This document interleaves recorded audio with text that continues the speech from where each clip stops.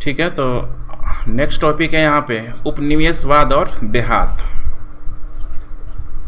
बिल्कुल फ्रेश होकर समझते चलो अब। उपनिवेशवाद और देहात। उपनिवेशवाद का मतलब तो समझ में आता है तुम लोगों को, ठीक है। उपनिवेशवाद का मतलब क्या है, यहाँ पे कोई भी, फिर वही चीज़ मैं बोलूँगा कि कोई भी एक मजबूत देश किसी, ठीक है, कमज़ोर देश पे, अब कोई ज़रूरी नहीं है, सिंपल भाषा में अगर बोला जाए तो एक देश जब दूसरे देश पे क्या कर लेता है, कंट्रोल कर लेता है, तो फिर वहाँ की जो भी नीतियाँ होती है, खासकर आर्थिक नीति, प्रशासन, सब जोड़ सकती हो यहाँ पे, कि उन नीतियों को बिल्कुल वो अपने अनुसार से क्या होता है चलाने का प्रयास करता है।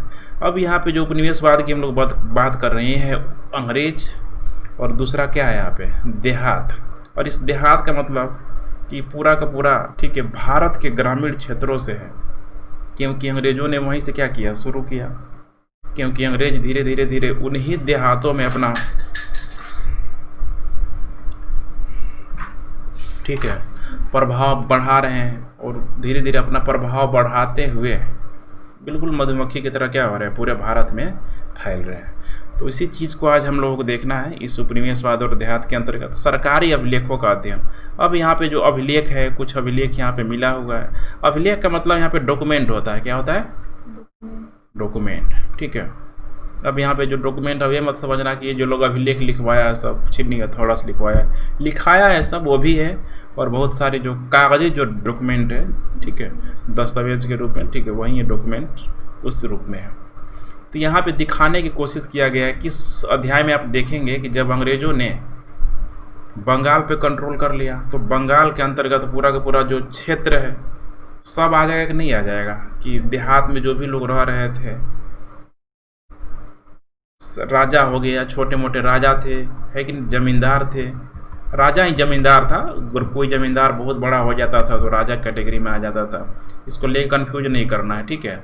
राजा ही क्या है, जमींदार है, लेकिन हर एक जमींदार राजा नहीं होगा, राजा जमींदार। अब कृषक है, यहाँ पे क्या है, कृषक, जिनको क्या बोला गया, रैयत, इनकी कई कैटेगरी है, बड़े किसान हैं, छोटे किसान हैं, ठीक है, मजदूर हैं, ऐसे सारे यहाँ पे लोग क्या हैं, हर तरह से मौजूद है।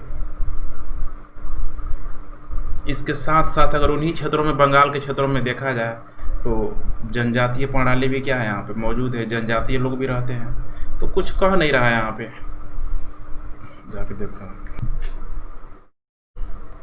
अब यहाँ पे जितना भी मैंने नाम लिया, चाहे राजा, जमींदार, किसान, आम लोग, ठीक है, इन्हीं लोगों के बारे में हमें देखना है, खासकर कब, जब अंग्रेज लोग आ गए, यही है ना, अंग्रेज लोग जब आ गए तब इनकी हालत कैसी थी, इस चीज़ को हमें क्या करना है, समझना है। तो यहाँ पे तुम लोग थोड़ा समझने का प्रयास करो। कोई सादा पे पन्ना, अच्छा यहाँ पे हाइड किया ही नहीं मैं, रुको एक सेकेंड, क्योंकि यहाँ बहुत ज़्यादा कन्फ्यूजन हो जाता है।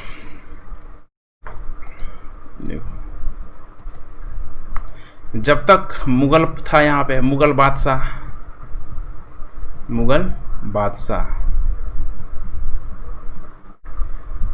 तब भी यहाँ पे कौन था, राजा होता था, जमींदार ये भी होता था, और साथ में कौन था, रैयत बोलेंगे, कौन, रैयत माने किसान, समझ सकती हो, किसान। अब तो किसान की 3 कैटेगरी हमेशा ध्यान रखना, ठीक है, बड़ा, ठीक है, बड़ा किसान, मध्यम किसान, ठीक है, और कैसा होगा, छोटा किसान।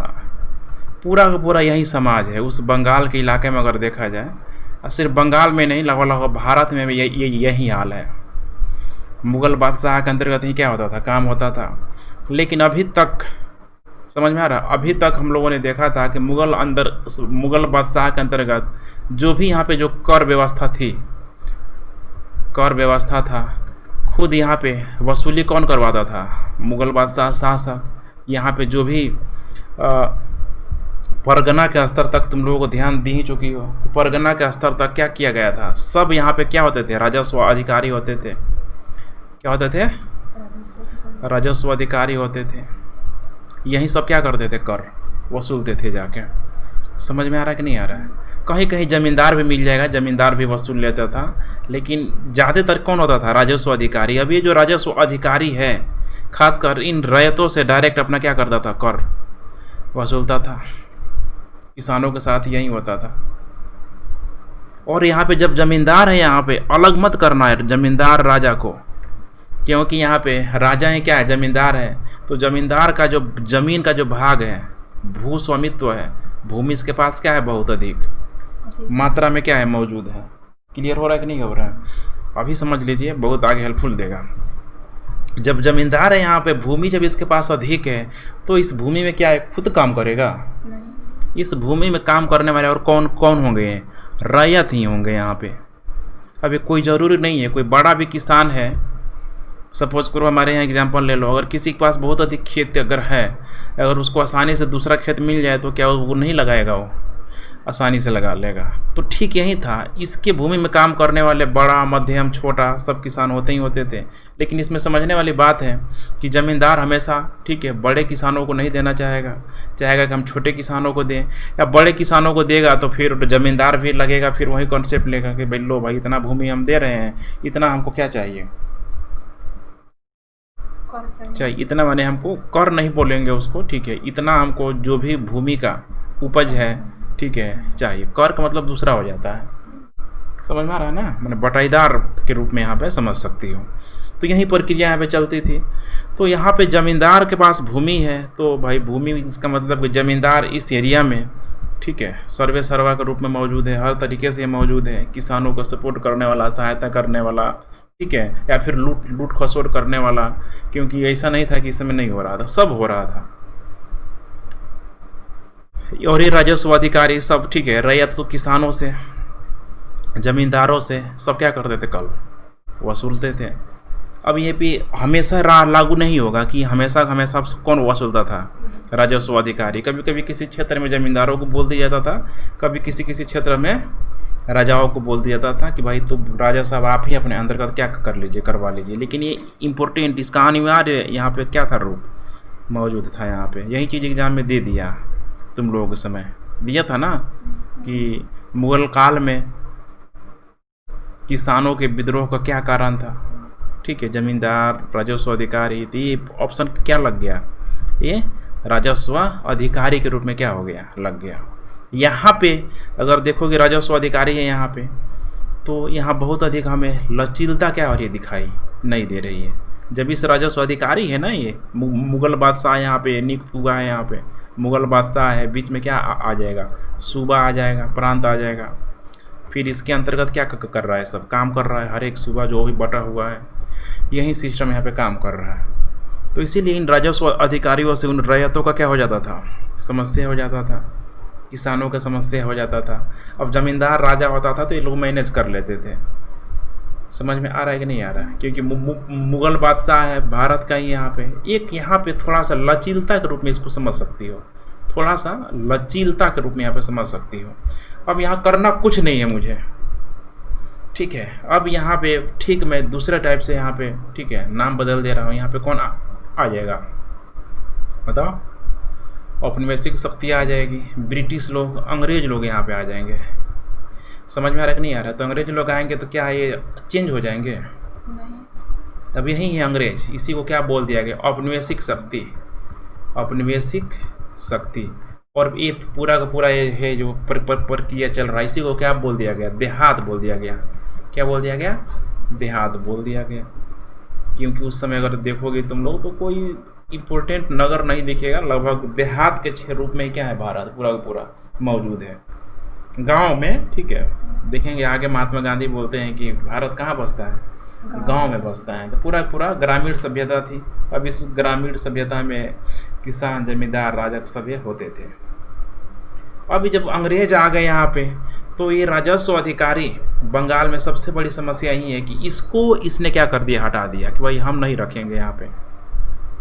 क्लियर हो रहा है कि नहीं हो रहा है? हम इसको क्या करेंगे, नहीं रखेंगे भाई। हम कुछ ऐसी व्यवस्था लाते हैं यहाँ पे कि भाई हमें और आसान कर दे। अब इसको समझने के लिए थोड़ा सा यहाँ पे तुम लोग समझना पड़ेगा कि मुगल बादशाह के बाद, मुगल बादशाह जब क्या हो गया, कमज़ोर हो गया। क्या हो गया? कमज़ोर हो गया। तो अब इन प्रांतों में, अर्थात इन सूबा में, ठीक ठीक है। इन सूबों में किसका रोल अधिक हो गया? सूबेदार का रोल क्या हो गया? अधिक हो गया। कोई दिक्कत? ऊपर से जो आगे आता था इसकी मर्जी थी, मनवाए या ना मनवाए, खुद से अपना, ठीक है, नियम कानून बना के उन क्षेत्रों में लागू करने लगता था। तो सूबेदार ने, अब सूबेदार के अंतर्गत सब ये जो भी था, दीवानी, फौजदारी, ठीक है, यही था। सूबेदार के नीचे, उन्हें सूबा के नीचे क्या होता था? परगना। इन परगना में जो भी राजस्व अधिकारी होते थे, कौन होते थे? राजस्व अधिकारी। सब किसी कंट्रोल में आ जाते थे, सूबेदार के कंट्रोल में आ जाते थे। तो सूबेदार अब उसको लगता था कि सब बेकार का चीज़ है, ठीक है, ऐसा मैं नहीं कराऊंगा, इसको भी अपना घर भरना है, इसको भी टैक्स बहुत अधिक कलेक्ट करवाना है। तो स्थानीय जमींदारों को पकड़ा। समझ में आया कि भाई एक तो भाई हमको इनको क्या करना पड़ेगा? वेतन नहीं देना होगा। समझ में आ रहा है कि नहीं आ रहा है? तो सूबेदार ने इन स्थानीय जमींदारों को पकड़ा और यहाँ पे जो व्यवस्था लाया गया उसको क्या बोला गया? इजारेदारी व्यवस्था। ध्यान रखना, इजारेदारी व्यवस्था। बोल दिया गया तुम जो जमींदार हो, बोलता है हाँ हम हैं, बोलता ऐसा करो कि ये 100 गांव है, 200 गांव है, हम चाहते हैं कि तुम ऐसा कोई चीज़ फिक्स कर लो हमसे कि भाई हमको तुमसे क्या है, इतना चीज़ मिलता ही रहे। बोला कि ठीक है, ठीक है, हमारे पास ही जमींदार बोलता है, ये जो जमींदार है बोलता है कि हमारे पास, ठीक है, हमारे एरिया में लगभग 100 गांव है। कितना गांव है? 100 गांव है। तो बोलेगा 100 गांव का एक काम करो, ठीक है, 100 गांव का आप लेके तुम हमको, ठीक है, 5000 रुपये हमको क्या करना है? रेवेन्यू तुमको देना है, हमको टैक्स देना है। समझ में आ रहा है कि नहीं आ रहा है? कोई दिक्कत? टैक्स साल भर में लगता है, ठीक है, जो डायरेक्ट टैक्स होता है ना देने के लिए, जो मालगुजारी का जो साल भर में लगता है, मैं समझने का महीने कोई संभव है देना? तो साल भर में भाई हमको 100 गांव का 5000 दे देना। जमींदार को लगेगा ठीक है भाई, कोई दिक्कत नहीं है, हमें बड़ा खुशी खुशी से ले लेगा। अब जमींदारों के ऊपर पूरा का पूरा भागीदारी आ जा रहा है कि भाई जमींदार अब कैसे क्या करें, अब इन 100 गाँव से 5000 रुपया निकाल पा रहा है कि नहीं निकाल पा रहा है। अब सूबेदार यहाँ पे मुगल बादशाह के जैसे थोड़ा लचील नहीं दिखाई देगा, ये यहाँ पे थोड़ा तुमको कठोर होता हुआ नजर आएगा, क्योंकि भाई इसको चाहिए उतना क्षेत्र पे। समझ में आ रहा है कि नहीं आ रहा है? तो अब उस मुगल बादशाह जो सूबा जो चल रहा था, परगना चल रहा था, अब जैसे यहाँ पे सूबेदार आ गया, थोड़ा सा नीतियाँ क्या हो गया? कठोर हो गया। इसीलिए कई सारे जमींदारों के बीच, ठीक है, सूबेदारों के खिलाफ खड़ा हो जाते थे। समझ में आ रहा है कि नहीं आ रहा है? फिर ज़मींदारों की जो है, ये जो सूबेदार जो होता था बहुत पटा नहीं है। देखो कि जब मुर्शिद कुली खान वगैरह आएगा तो एक और इम्पोर्टेंट कारण आ जाएगा कि ज़मींदार इससे बड़ा नाराज़ हो जाता है सब, क्योंकि जब नहीं पहुंचा पाएगा 5000 रुपया तो बोलेगा काम करो तुम अपना ज़मीन बेच को दो हमको। समझ में आया?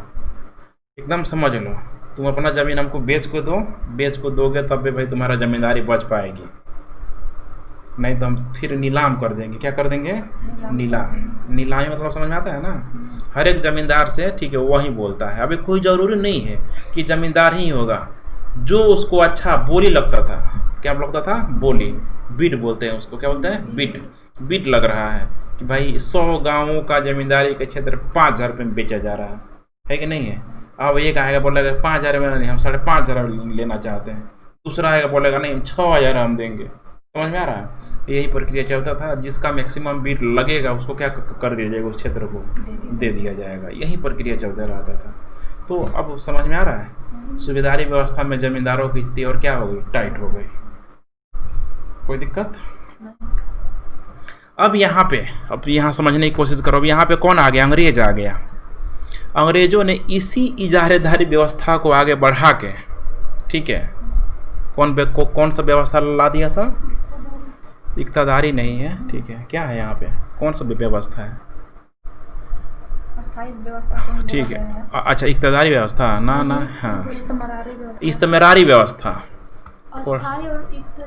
अरे कंफ्यूज नहीं करना। देखो इधर एक ही है, अस्थायी या इस्तमरारी। अब ध्यान रख, थोड़ा सा अंतर है। क्या ला दिया? इस्तमरारी। माने एक तरीके से देखा जाए तो जो सूबेदारों के द्वारा जो इजारेदारी जो व्यवस्था लाया गया, उसी इजारेदारी व्यवस्था को इसने नाम क्या रख दिया? इस्तमरारी व्यवस्था, अस्थाई बंदोबस्त बोल दिया गया, परमानेंट सेटलमेंट। समझ में आया कि नहीं आया? ये अब आ गया तो अब पूरा अब दिमाग खराब हो गया भाई इनका। पहले तो बड़ा खुशी खुशी से लेते थे, अब यहाँ समझ ना आया। मुगल बादशाह होता था, सूबेदार होता था, ये लोग भारत के हैं, इस चीज़ को समझो। एक क्षेत्रीयता क्या है, भावना है। दिया नीलाम भी करवा रहे हैं, लेकिन ये अंग्रेज़ों के साथ वैसा हाल नहीं है। अब अंग्रेज लोग यहाँ पे सब वही व्यवस्था कर रहे हैं। कर व्यवस्था के लिए अब ये कुछ और अलग से नहीं चुन रहे हैं, क्योंकि 1957-64 में प्लासी युद्ध जीतने के बाद तुमको पता है कि डायरेक्ट इन्होंने अपने शासन को क्या कंट्रोल में ले लिया? नहीं, एक सॉफ्ट पावर की नीति के माध्यम से इन लोगों ने ज़मींदारों को ठीक उसी व्यवस्था के तहत क्या किया रखा कि भाई जितने ज़मींदार लोग हो, हमको क्या करो, रेवेन्यू वसूल के दो। समझ में आया कि नहीं आया? हमको रेवेन्यू क्या करके दो? वसूल के दो।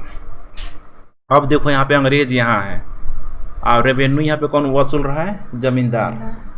अब ज़मींदार किससे वसूल रहा है? किसानों से वसूल रहा है। अब अंग्रेज तो ऐसे ही छट गया।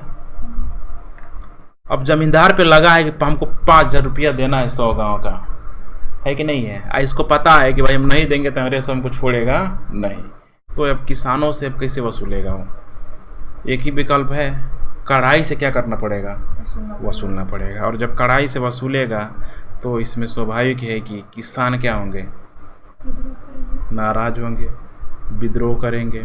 समझ में आ रहा है कि नहीं आ रहा है? तो शुरू में ये सिस्टम ऐसा तुमको दिखाई देगा कि कई सारे जगह तक किसान समझ ही नहीं पाते हैं कि भाई जिस ज़मींदार की क्या मजबूरी है। ऊपर तो कोई और है, ये तो कठपुतली बना है ज़मींदार, लेकिन ज़मींदार के खिलाफ में लोग क्या करते हैं? विद्रोह कर देते हैं। और जब ये ज़मींदार जब उसको नहीं चुका पा रहे हैं 5,000 रुपया, मैंने 5,000 में बार इसलिए कह रहा हूँ कि मैंने एग्जाम्पल लिया है। अगर 5,000 नहीं चुका रहा है तो ये अंग्रेज लोग इसकी ज़मींदारी को क्या कर रहा है? नीलाम कर दे रहा है। समझ में आ रहा है कि नहीं आ रहा है? और सूबेदारी व्यवस्था में सूबेदार जो ज़मींदारों पे जो लगाम था इतना टाइट नहीं रखता था, क्योंकि उसको कर से मतलब था। कर दे तो हमको कोई मतलब नहीं है। लेकिन यहाँ पे जो अंग्रेज लोग आए हैं, एक एक ज़मींदार पे धीरे धीरे भाई उसके सैनिक को छुड़वा दिया कि तुम सैनिक मत रखो। मॉनिटरिंग पावर बढ़ा दिए ज़मींदारों में, मैंने हमेशा अंग्रेजों के क्या रहेगा? देख रेख में रहेगा। आगे पीछे तुम्हारे सैनिक रहेंगे, हमारे सैनिक रहेंगे। मैंने होता है ना एकदम मैंने डर के साए में ज़िंदगी, कुछ इस टाइप का कॉन्सेप्ट किस में आ गया? अंग्रेज आ गया। तो अब तुम समझ पा रही हो कि मुग़ल बादशाह में क्या था, सूबेदारी व्यवस्था में क्या था, नवाबी व्यवस्था में क्या था, और अंग्रेज आए तो क्या परिवर्तन आया। समझ पा रही हो कि नहीं पा रही हो? अंग्रेज आ रहे हैं तो हमें सबसे अधिक कठोरता क्या हो रही है? देखने के लिए मिल रही है। अब यहाँ पे अगर क्वेश्चन बना कर दे देगा कि उस समय, ठीक है, अंग्रेजी हुकूमत के दौरान जो मूल जो इम्पोर्टेंट जो कारण था किसान विद्रोह को लेके, अब वहाँ पे अगर दे देगा तो यहाँ पे ज़मींदार धूमधाम से क्या कर सकती हो? टिक लगा के आ सकती है। देखेंगे दक्कन वगैरह में तो बोलता है, ठीक है, कि भाई हमको कोई दिक्कत नहीं है। इंग्लैंड की महारानी से 1857 के बाद से तक उन किसानों को कोई दिक्कत नहीं। बोलेगा कि हम सिर्फ और सिर्फ, ठीक है, जो हम रैयत हैं हम उस महारानी के अधीन रहना चाहते हैं, लेकिन हमको जो दिक्कत दे रहा है ना ज़मींदार दे रहा है। समझ में आ रहा है कि नहीं आ रहा है? तो बड़ी समस्या होती है। मतलब क्या करोगे? अब वही है, किसान लोग हैं यहाँ पे बहुत अधिक एजुकेटेड नहीं है, दूर तक देख नहीं पा रहे, समझ नहीं पा रहे हैं। तो ये था कौन सा व्यवस्था? परमानेंट सेटलमेंट, अस्थाई बंदोबस्त था। समझ में आ रहा है कि नहीं आ रहा है? अब देखो अब कैसे किया जा रहा है। कई सारे राजाओं को देखेंगे हम लोग, नीलामी किया जा रहा है, ज़मींदारों को पूरा का पूरा नीलामी किया जा रहा है। बड़ा खेल होता है यहाँ पे, बड़ा इंटरेस्टिंग चीज़ आएगा। जैसे ही राजा की नीलामी होगी कि भाई उतना कर नहीं चुका पाया, दे दिएगा 500 गाँव कि लो भाई 500 गाँव भाई राजा साहब ले जाइए और हमको कर दीजिएगा। 500 गाँव का एक कर जब चुका नहीं पाएगा तो अंग्रेज सब इसकी क्या करेगा? नीलामी करेगा, इसकी ज़मींदारी को नीलामी करेगा। राजा क्या करेगा? अपने सगे संबंधियों को बोल देगा कि अरे कोई दिक्कत नहीं है, खरीद लेना। मैंने ठीक वही चीज़ हुआ कि एक पॉकेट से निकाल के दूसरे पॉकेट में रह गया। अंग्रेजों का मैंने बहुत हैरान करता है सब। समझ में आ रहा है ना? गया राजा का अपना सगा संबंधी होता है ना दूर के, सारा धन दे दिया भाई कि ऐसा काम करो, अगर इस बार देखो नीलामी में अगर फिर से उतना ज़मीन ले लेंगे तो जितना कर था पिछला वाला उससे हम क्या हो जाएंगे, बच जाएंगे, क्योंकि अंग्रेज़ों की नज़र में तो हमारी ज़मींदारी क्या हो चुकी है, नीलाम हो चुकी है। तो यही सिस्टम चलते रहता था। बाद में अंग्रेज़ों ने भी इसको, ठीक है, कितना दिन तक चलता रहेगा, लंबे समय तक चल पाएगा, नहीं चल पाएगा। ये सब खेल होते हुए हमें दिखाई देगा। ज़मींदारों के साथ जो छोटा छोटा ज़मींदार होता था ये भी खूब करता था उसी टाइप का। तो कुल मिला के यहाँ पे इस चैप्टर में पूरा का पूरा जो अस्थाई बंदोबस्त है, परमानेंट सेटलमेंट माने इजारे, इस्तेमरारी व्यवस्था, इस्तेमरारी बड़ा अटपटा शब्द है, ठीक है। अस्थाई बंदोबस्त बार बार जिक्र आएगा। इस अस्थाई बंदोबस्ता को हम लोग जानने का प्रयास करेंगे कि आखिर इसमें राजा, जमींदार और किसानों की क्या हाल हो रही है, ठीक है। उसके बाद से दूसरा जो पैराग्राफ है, जो कि आज उतना ज़्यादा तक ख़त्म कर लेंगे हम लोग, जनजातियों को देखेंगे। किसको? जनजातियों, क्योंकि जनजाति अभी बिल्कुल अछूता थे इन सारे चीज़ों से, लेकिन जब देखता है सब अंग्रेज सब कि भाई यहाँ पे इतना बड़ा क्षेत्र लेके, खासकर राजमहल के क्षेत्रों की तरफ, वहीं अभी राजमहल क्षेत्र कहाँ है, झारखंड के एरिया में है कि नहीं है, राजमहल की पहाड़ियाँ, वहाँ पे जो, ठीक है, मुंडा, संथाल, जितने भी जनजातीय समाज लोग रहता था उस सबको धीरे धीरे टारगेट करना क्या कर दिया, शुरू कर दिया। तो यहाँ पे अब देहात का और औपनिवेशिक उपनिवेश जो कह रहा है, इसका मतलब समझ में आया कि नहीं आया मूल, या आखिर इस टॉपिक में हम लोग पढ़ने वाले क्या है, कोई दिक्कत? चलो, तो यही कह रहा है कि इस अध्याय में आप देखेंगे कि औपनिवेशिक शासन का अर्थ उन लोगों के लिए क्या था जो देहात में रहते थे। इस अध्याय के माध्यम से आप बंगाल के जमींदारों से मिलेंगे, उन राजमहल की पहाड़ियों की यात्रा करेंगे जहां पहाड़ियां और संथाल लोग रहते थे, और फिर वहां से आप कहाँ जाएंगे, दक्षिण में जाएंगे, दक्कन की ओर जाएंगे, और आप यह देखेंगे कि ईस्ट इंडिया कंपनी ने देहात में अपना राज स्थापित कैसे किया, अपनी राजस्व नीतियों को कैसे कार्यान्वित किया, भिन्न भिन्न वर्गों के लोगों के लिए इन नीतियों का क्या मतलब था, और उन्होंने रोजमर्रा की जिंदगी को कैसे क्या कर दिया, बदल दिया। प्रभाव पड़ रहा है कि नहीं पड़ रहा है, सब में पड़ रहा है। राज्य यानी सरकार द्वारा लागू किए गए कानूनों के जनसाधारण के अनेक परिणाम होते हैं, ठीक है। अब सोचो, अभी तक, ठीक है, ढोल पीट उठ के शासक मुगल बादशाह में सुनो सुनो सुनो है कि नहीं, बादशाह का फरमान आया है, सूबेदार का फरमान आया है, कैसे ऐसे करना है, ठीक है, बहुत हद तक उसमें लचीलता होती थी। लेकिन अब अंग्रेज सब क्या आर ला रहा है, सब बहुत सारा नियम कानून आ रहा है, चार्टर के नाम से जाना जाएगा। एक चार्टर एक्ट के तहत बहुत सारा नियम कानून होता था। अब उसको सोचो, कड़ाई से अचानक पालू का पालन करवाना, भारत के जो आम यहाँ पे किसान उसान लोग समझ ही नहीं पाते हैं कि क्या है भाई, नियम कानून तो बना दिया गया, अंग्रेज सब चाह रहा है कि नहीं भाई जो हम लगाए हैं उसको कड़ाई से क्या करें, पालन करवाएं। कितने लोग मानेंगे, कितने लोग नहीं मानेंगे, मानेंगे तो ठीक है, नहीं मानेंगे तो फिर उनको पनिशमेंट किया जाएगा।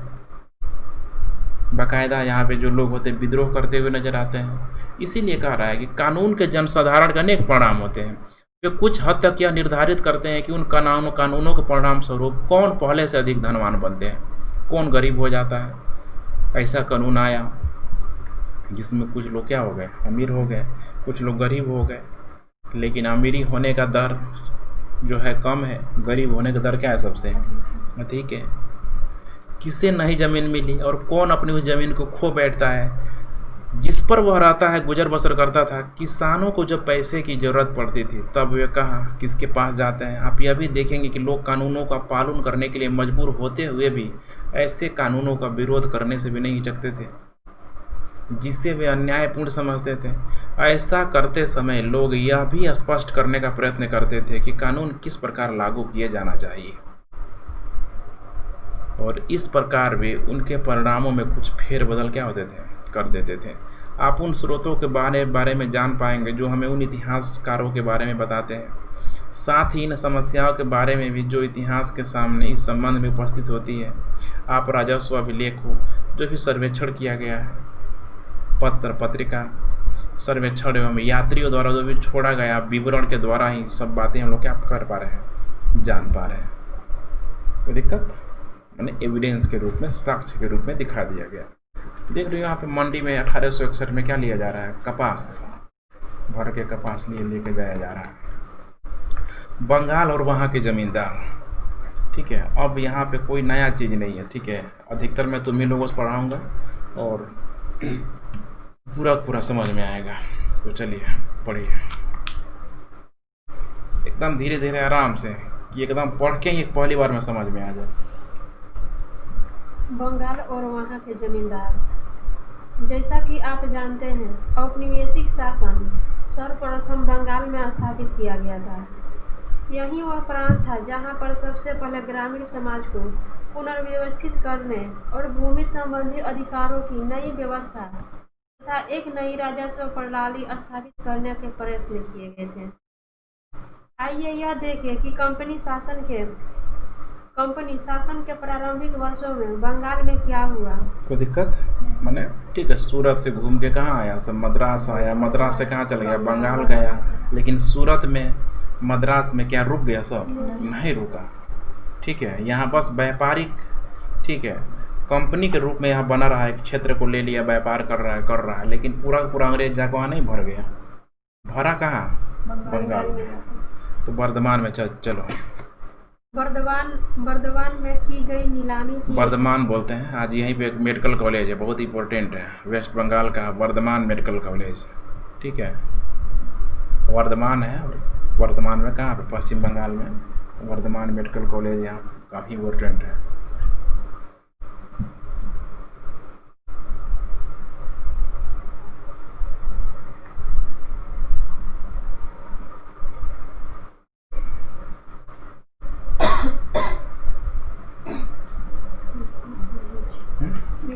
मेडिकल कॉलेज है, काफ़ी इम्पोर्टेंट मेडिकल कॉलेज है। चलो पढ़ते चलो।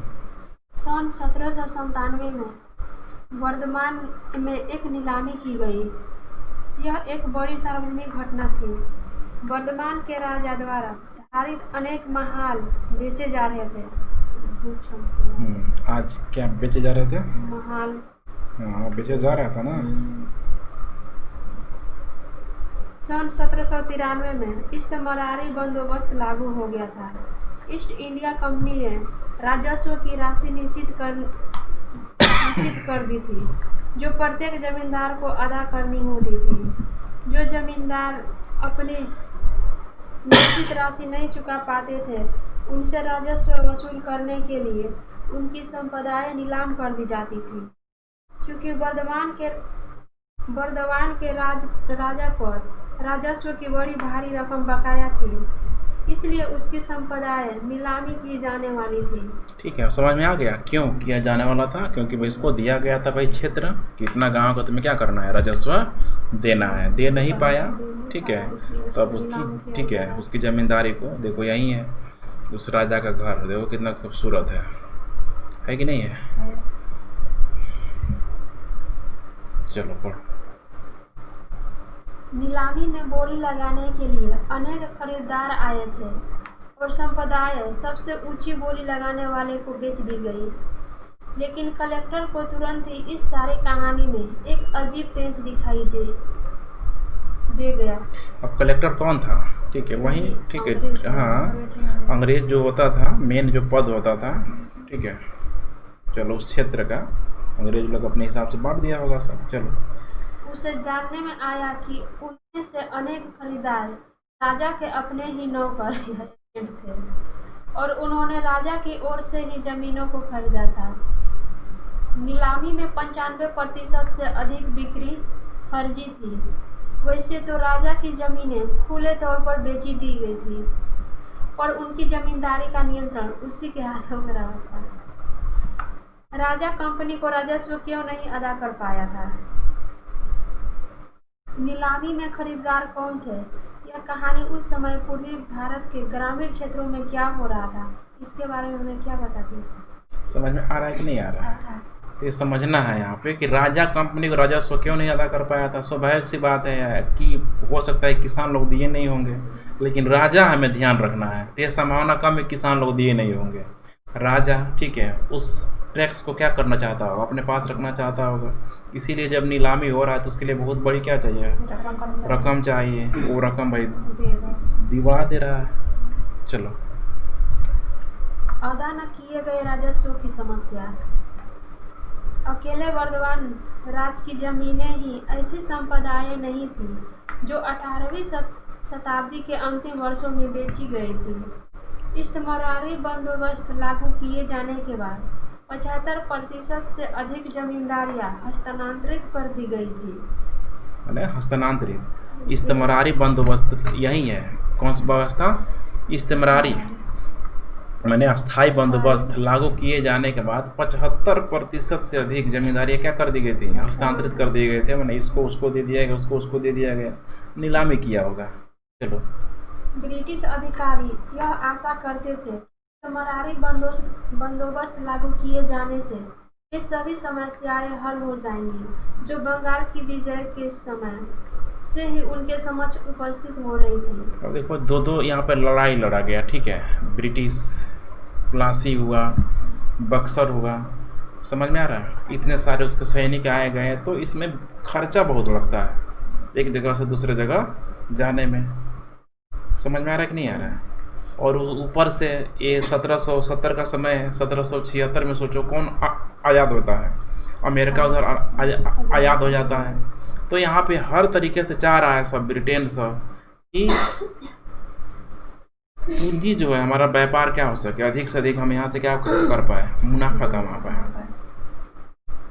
चलो, तो इसीलिए कह रहा है कि वे सभी समस्या क्या हो जाएंगी, हल हो जाएंगी।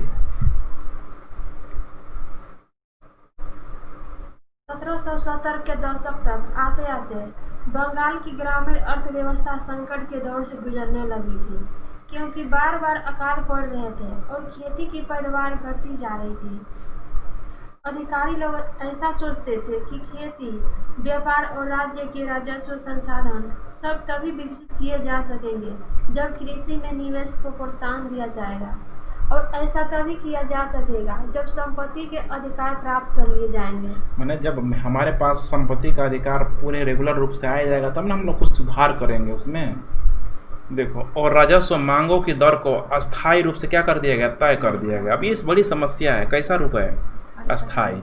अब याद करो, अकबर के समय, मुगल काल के समय में जमीनों को क्या किया गया था, खराज पोलज था कि नहीं था, ऐसे भागों में बांटा दिया था। लेकिन ये राजस्व की दर को क्या कर दिया, अस्थायी कर दिया। अब तुमको देना है।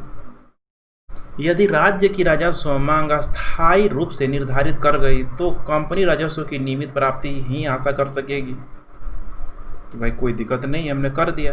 और उद्यमकर्ता भी, मैंने जो भी यहाँ पे उद्यमी है, कल कारखाने चलाने वाले उद्यमकर्ता भी अपने पूंजी निवेश से एक निश्चित लाभ कमाने की उम्मीद क्या कर सकेंगे, रख सकेंगे कि भाई अब रेगुलर आ रहा है, भाई कोई दिक्कत नहीं है।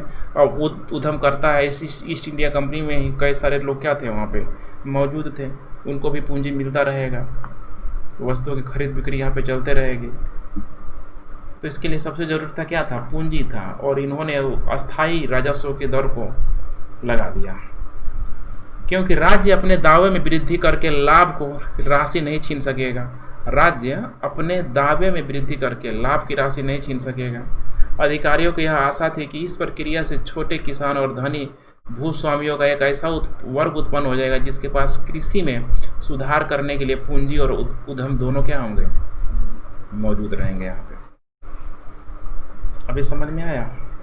यहाँ पे यही बताने की कोशिश कर रहा है सब कि भाई अगर कर की राशि को फिक्स कर दिया जाए तो जो भी उद्यम करता है उनके पास पैसा आएगा, उद्यमकर्ता अपना पूंजी निवेश करेंगे, है कि नहीं है? पूंजी निवेश खरीद विक्रय में जो भी उस समय रॉ मटेरियल था, कच्चा माल था, धान है, गेहूँ है, कपास है, सब में करेंगे। तो ये पैसा पुनः कहाँ जाएगा, किसानों के पास जाएगा। ये पैसा फिर उद्यमकर्तियों के पास, उद्यमकर्ता मतलब क्या होता है, ठीक है, हाँ, कल कारखाने जो लोग चलाते हैं, ठीक है, इंटरप्रेनरशिप बोलते हैं आजकल। इसका डिफिनीशन बहुत बड़ा हो गया है, इंटरप्रेनरशिप, ठीक है। इंटरप्रेनरशिप बहुत डिफिकल्ट स्पेलिंग होता है, इंटरप्रेनरशिप, ठीक है। उद्यमकर्ता बोलते हैं इसको, इंटरप्रेनरशिप, ठीक है। क्या बोलते हैं, इंटरप्रेनरशिप। जो भी तुम नया काम अभी करने जा रही हो, सपोज करो कि तुम ऑर्गेनिक कृषि करने जा रही हो, तो तुम भी एक उद्यमकर्ता के रूप में रहोगे। कोई तुम मान लो कि कोई कंपनी चलाने जा रही हो बिस्कुट का, एक क्या हो, इंटरप्रेनरशिप हो। समझ में आ रहा है ना? तो यहीं भाई उन लोगों को लगा कि भाई एक निश्चित अगर राशि फिक्स कर दिया जाए कर का, तो सबसे पहले किसके पास आएगा? किसानों से, इन उद्यमियों के पास आएगा। उद्यमियों से फिर किसके पास जाएगा? किसानों के पास जाएगा। तो ये प्रक्रिया जब चलते रहेगी तो इसमें से कुछ न कुछ लोग कह रहा है कि देखो, भू स्वामित्व का एक ऐसा वर्ग उत्पन्न हो जाएगा जिसके पास कृषि में सुधार करने के लिए पूंजी और उद्यम क्या होंगे, दोनों यहाँ पे क्या होंगे, मौजूद होंगे। उनसे अभी उम्मीद की जाती थी कि ब्रिटिश शासन से पालन पोषण और प्रोत्साहन पाकर यह वर्ग कंपनी के प्रति क्या बना रहेगा, वफादार बना रहेगा। अब यही चीज़ है बार बार कि ब्रिटिशों को तो यही था कि रंग रूप में क्या था भाई, रंग रूप में भारतीय हूँ लेकिन आचार विचार में कैसा बना चाहिए, अंग्रेज बना रहना चाहिए। तो कुछ इस टाइप के विचारधारा से ये लोग प्रभावित थे। सबकी बात नहीं कर रहे हैं, ठीक है, कुछ की यहाँ पे बात कर रहे हैं। लेकिन समस्या यह पता लगाने थी कि वे कौन से व्यक्ति है जो कृषि में सुधार करने के साथ साथ राज्य को निर्धारित राजस्व अदा करने का ठेका ले सकेंगे। समझ में आ रहा है ना? कंपनी के अधिकारियों के बीच परस्पर लंबे वाद विवाद के बाद किसको दिया जाए, किसके दिया जाए, फिर इनको लगा कि बंगाल के राजाओं और ताल्लुकदारों के साथ इस्तेमारी बंदोबस्त क्या किया जाए, लागू किया जाए। राजा माने वही जो भी है यहाँ पे क्या बोलते हैं कि जमींदार, ताल्लुकदार का मतलब कि जो भी व्यापारी होते थे। जैसे कि एक व्यापारी का नाम मैंने कल बताया था, कल परसों, कौन सेठ था, क्या सेठ था उसका नाम तुम लोग नहीं पता है? बंगाल में बहुत बड़ा अमीर व्यापारी हुआ करता था, शायद तुम लोग नहीं बताया था, ठीक है, क्लास में बताया हुआ था। कौन? जगत सेठ था, एक जगत सेठ। ये उस समय देखोगे तो बहुत बड़ा व्यापारी था, बिल्कुल अमानी टाइप का। समझ में आया? अब उन्हें जमींदार के रूप में वर्गीकृत किया गया और उन्हें सदा के लिए एक निर्धारित राजस्व मांगों को क्या करना था, अदा करना था कि भाई इस क्षेत्र को दे देंगे हम, क्योंकि ये बात कब से चल रही है, 1770 के बाद। इस परिभाषा के अनुसार जमींदार गांव में भूस्वामी नहीं था, बल्कि वह राज्य का राजस्व समाकर्ता मात्र था। समझ में आ रहा कि नहीं आ रहा?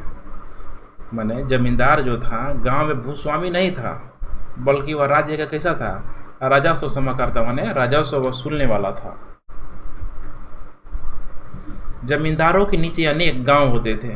कंपनी के हिसाब से एक जमींदार के भीतर आने वाले गांव मिलाकर एक राजस्व संपदा का रूप ले लेते थे। समझ में आ रहा है ना? माने ऊपर कौन है, जमींदार है, या नीचे जो भी लोग हैं यहाँ पे बढ़ा चढ़ा के बोल रहा है।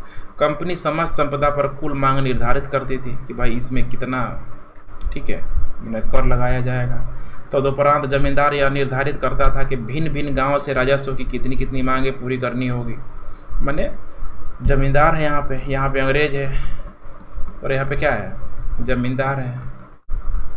अब दोनों के बीच यहाँ पे एक बॉन्ड बन गया, संबंध बन गया कि भाई अंग्रेज बोल रहा है कि 400 गांवों का तुमको, ठीक है, 400 गांवों का तुमको इतना हमको क्या देना पड़ेगा, कर देना पड़ेगा। अंग्रेजों को किसानों से मतलब है? नहीं मतलब है।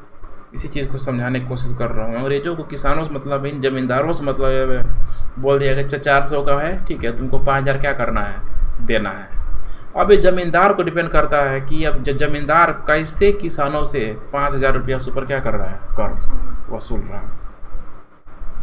फिर जमींदार उन गांवों से निर्धारित राजस्व राशि इकट्ठी करती थी। जमींदार से अपेक्षा की जाती थी कि वह कंपनी को नियमित रूप से राजस्व राशि अदा करेगा। यदि वह ऐसा नहीं करेगा तो उसकी जमीन संपदा क्या की जाएगी, नीलामी की जाएगी।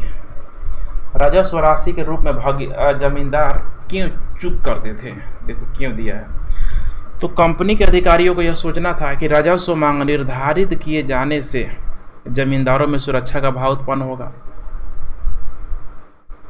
समझो, कंपनी के अधिकारियों को यह सोचना था कि भाई हम कंपनी है, माने अंग्रेज, यही है ना, ईस्ट इंडिया कंपनी। कन्फ्यूजन नहीं करना है, कभी अंग्रेज लिख रहा हूँ कभी कंपनी लिख रहा हूँ, तो ये वही लोग हैं। इनका एक प्रमुख हेड होता था गवर्नर जनरल। ये कंपनी है और यहाँ पे जमींदार था। तो अंग्रेज लोग सोच रहा था कि भाई ये लोग पूरा नीचे लोग नहीं सोच रहा है, ये अपने स्वार्थ तक ये लोग क्या है, सीमित है कि भाई अगर जमींदार को हम लोग देख लेते तो हमारा एक निश्चित जो राजस्व है क्या हमारे पास आता रहेगा। जमींदार भी क्या रहेगा, निश्चिंत रहेगा कि भाई इतना हमको देना है, करना है। तो इसीलिए कहा गया है कि राजस्व मांग निर्धारित किए जाने से जमींदारों में कैसा भाव होगा? सुरक्षा का भाव उत्पन्न होगा और वे अपने निवेश पर प्रतिफल प्राप्ति की आशा से प्रेरित होकर अपनी संपदाओं में सुधार करने के लिए क्या होंगे? प्रोत्साहित होंगे कि भाई जो भी हमारे अंदर गांव है उनको बोलेंगे भाई तुम अच्छा से क्या करो, कृषि करो, अच्छा से कृषि करो।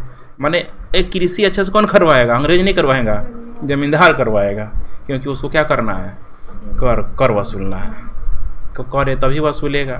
तो क्या ये कर है कि जमींदार निश्चिंत हो जाएगा? निश्चिंत हो पाएगा इससे? किंतु इस्तमरारी बंदोबस्त के बाद कुछ प्रारंभिक दशकों में जमींदारी अपनी राजस्व मांग को अदा करने में बराबर कोताही करते रहे।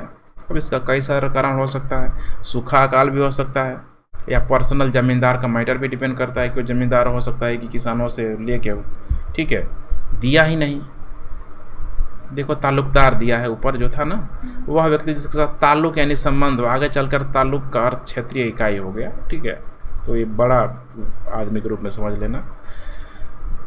तो जमींदार अपनी राजस्व की मांग को अदा करने में बराबर कोताही करते थे, जिसका परिणाम स्वरूप राजस्व की जो बकाया रकमें क्या हो गई? बढ़ते चली गई। एक बार छोड़ देगा, 2 बार छोड़ देगा, बार बार छोड़ेगा। यही अंतर है मुगलों में और अंग्रेजों में। जमींदार की इस असफलता के कई कारण थे। मैंने क्यों असफल हो रहा था? पहला, प्रारंभिक मांगे बहुत ऊंची थी। प्रारंभिक मांगे क्या थी? बहुत ऊंची थी। माने जो रेवेन्यू है, जो कर का दर क्या था? बहुत ऊंचा था। प्राथमिक मांग वही था, कर, राजस्व वसूली। क्योंकि ऐसा महसूस किया गया था कि यदि मांग को आने वाले संपूर्ण समय के लिए निर्धारित किया जा रहा है तो आगे चलकर कीमतों में बढ़ोतरी होने और खेती का विस्तार होने में, आय में वृद्धि होने पर कंपनी उस वृद्धि में अपने हिस्से का दावा नहीं कर सकेगी। कि कंपनी को लगा भाई हमें, ठीक है, कि कंपनी तो भाई हमें अस्थायी कर दिया ना, कि तुमको इतना क्या करना तो पड़ेगा, कर देना पड़ेगा। तो भाई अब इस अस्थायी माने जो जमींदार को क्या लग रहा है? जो भी हम कर वसूल रहे हैं, कर रहे हैं, वसूली कर रहे हैं, यहाँ से कोई दिक्कत हमें क्या है? नहीं है। हमें देना है राजस्व, इनको देना है। इस चीज़ को समझना करो। बार बार पूरा जो जितना भी व्यवस्था है, अस्थाई मौलबाड़ी, सब ऐसे ही करके ख़त्म हो जाएगा। कि यदि मांग को आने वाले समय के लिए निर्धारित किया जा रहा है तो आगे चलकर कीमतों में क्या होगी? बढ़ोतरी होगी और खेती का क्या होगा? विस्तार होने से आय में वृद्धि होने पर भी कंपनी उस वृद्धि में अपना दावा क्या कर सकेगी? नहीं कर सकेगी। भाई जितना हम किसानों से क्या कर रहे हैं? कर वसूल रहे हैं, है कि नहीं है? यहाँ पे तो क्या है? फिक्स है कि नहीं है? कंपनी और अस्थाई के बीच कोई दिक्कत नहीं है। तो भाई हम नहीं देंगे इनको। हम फिर इस कृषि में क्या कर देंगे? निवेश कर देंगे, है कि नहीं है? अब फिर जब यहाँ पे निवेश कर देंगे तो हमारा प्रोडक्शन क्या हो जाएगा? बढ़ जाएगा। तो हमारे पास कर क्या आएगा? अधिक आएगा। अब जब कर यहाँ पे हमारा अधिक मिलेगा, ज़मींदार के पास आएगा, तो फिर इस अधिक कर में कंपनी इसको क्या कर पाएगा? मांग नहीं पार पाएगा, क्योंकि कंपनी का और हमारे पास क्या है? फिक्स है। लेकिन समस्या क्या है इस खेल में? पहला बकाया रह गया, दूसरा बकाया रह गया। ये लापरवाही की तरफ क्या कर रहा है? इंडिकेट कर रहा है। माने निश्चित की तरफ छोड़ कर तुम अनिश्चित की तरफ क्या हो रहे हो? बढ़ रहे हो। इस प्रत्याशित हानि को कम से कम स्तर पर रखने के लिए कंपनी ने राजस्व की मांग को ऊंचे स्तर पर क्या कर रखा था कि पहले हम क्या कर रहे हैं? बढ़ा दे रहे हैं। इसके लिए दलील दी कि ज्यों-ज्यों कृषि के उत्पादन में वृद्धि होती जाएगी, कीमतें बढ़ती जाएंगी और ज़मींदारों का बोझ सने क्या हो जाएगा? कम होता चला जाएगा। और ज़मींदार सब क्या चाह रहा है कि हम शुरू से ही ना दें। तो जब रेट जब अधिक बढ़ जाएगा, जब मुनाफा होने लगेगा, तब देंगे हम। खेल समझ में आ रहा है? तो पहला कारण ये था, असफलता का पहला कारण यही था, ठीक है, ध्यान रखना। तो पहला में क्या आ गया? असफलता का प्रमुख कारणों में, ठीक है, राजस्व दर क्या है? ऊंचा है। यही बताने की कोशिश किया जा रहा है। दूसरा, यह ऊंची मांग 1790 के दशक में लागू की गई थी। माने 1790 में क्या लाया गया? अस्थाई बंदोबस्त 93 में लाया गया, ठीक है। इस्तेमरारी इस बड़ा परेशान कर रहा है। मैंने 90 के दशक में कह रहा है ना, तो 90 के दशक ही है ये, कोई अलग नहीं है ये। कौन लाया था? लॉर्ड कॉर्नवालिस, चार्ल्स कॉर्नवालिस बोलते हैं इसको, लॉर्ड लगा लेना, लॉर्ड उसमें लॉर्ड समझ में आ रहा है ना, उस समय वही है मैं लॉर्ड वाला कॉन्सेप्ट था। इस व्यवस्था के अनुसार जमींदार को एक निश्चित राजस्व की राशि ईस्ट इंडिया कंपनी को देनी होती थी। जो जमींदार अपनी राशि नहीं चुका पाते थे उन्हें की जमींदारी क्या हो जाती थी, नीलाम हो जाती थी। कोई दिक्कत? तो दूसरी यह ऊंची मांग थी 1790 के दशक में लागू की गई, जब कृषि की उपज कीमतें क्या थी, नीचे थी। जो मैंने प्रोडक्शन हो रहा है, ठीक है, जो दाम है कृषि का क्या है, बहुत कम है। नींद आ रहा है? नींद आ रहा है? तब क्या कर रहे हो? उसे कैसे कर रहे हो? कॉन्सेंट्रेट रहो। देख रहे हो ना पूरा। जिससे रैयत माने किसानों के लिए जमींदार को उनके देय राशि चुकाना मुश्किल था। जब जमींदार स्वयं किसानों से राजस्व इकट्ठा नहीं कर सकता था तो वह आगे कंपनी को अपनी निर्धारित राजस्व कैसे अदा कर सकता था कि भाई कितना कम है कृषि वस्तुओं का दाम, कि भाई जमींदार कैसे जाएगा वसूलने के लिए, जाएगा तो फिर किसान सब मार के क्या कर देगा, उसको भगा देगा। तो जब उसको मिल ही नहीं रहा है तो देगा क्या, ये भी एक समस्या थी। तीसरा दिया है राजस्व असमान था। कैसा था?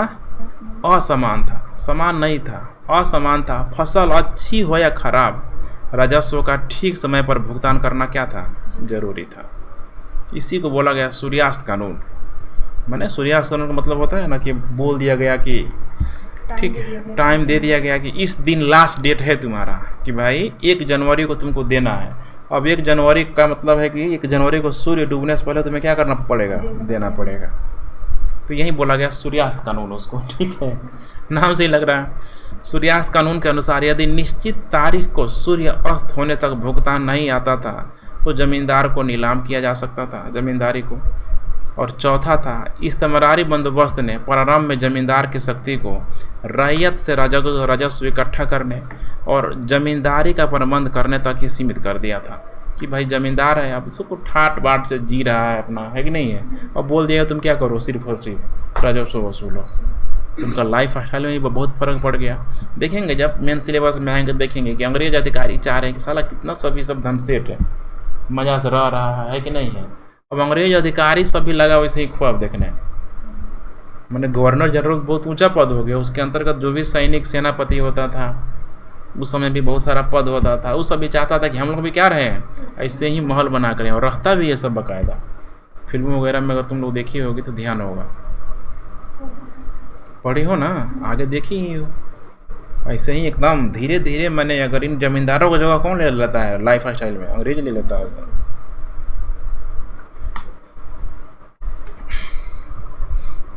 कंपनी जमींदारों को पूरा महत्व तो देती थी, पर उन्हें नियंत्रित तथा विनियमित करना, उनकी सत्ता को अपने वश में रखना और उनकी स्वायत्तता को सीमित करना भी चाहती थी। कितना देखो इम्पोर्टेंट कारण है, मैंने सबसे इम्पोर्टेंट है कि भाई किसी की आज़ादी को क्या कर रहा है, सब छीन रहा है। फलस्वरूप जमींदारों की सैन्य टुकड़ियों को भंग कर दिया गया, सीमा शुल्क यहाँ पे समाप्त कर दिया गया कि भाई अब कुछ सीमा शुल्क नहीं होगा, एक ही कर होगा और क्या होगा, राजस्व। पहले जमींदार सब सीमा शुल्क लेता था कि भाई ये मेरी जमींदारी है, इसमें अगर तुम जाओगे तुमको क्या करना पड़ेगा, सीमा शुल्क देना पड़ेगा। और उनकी कचहरियों को कंपनी द्वारा नियुक्त कलेक्टर की देखरेख में रख लिया गया।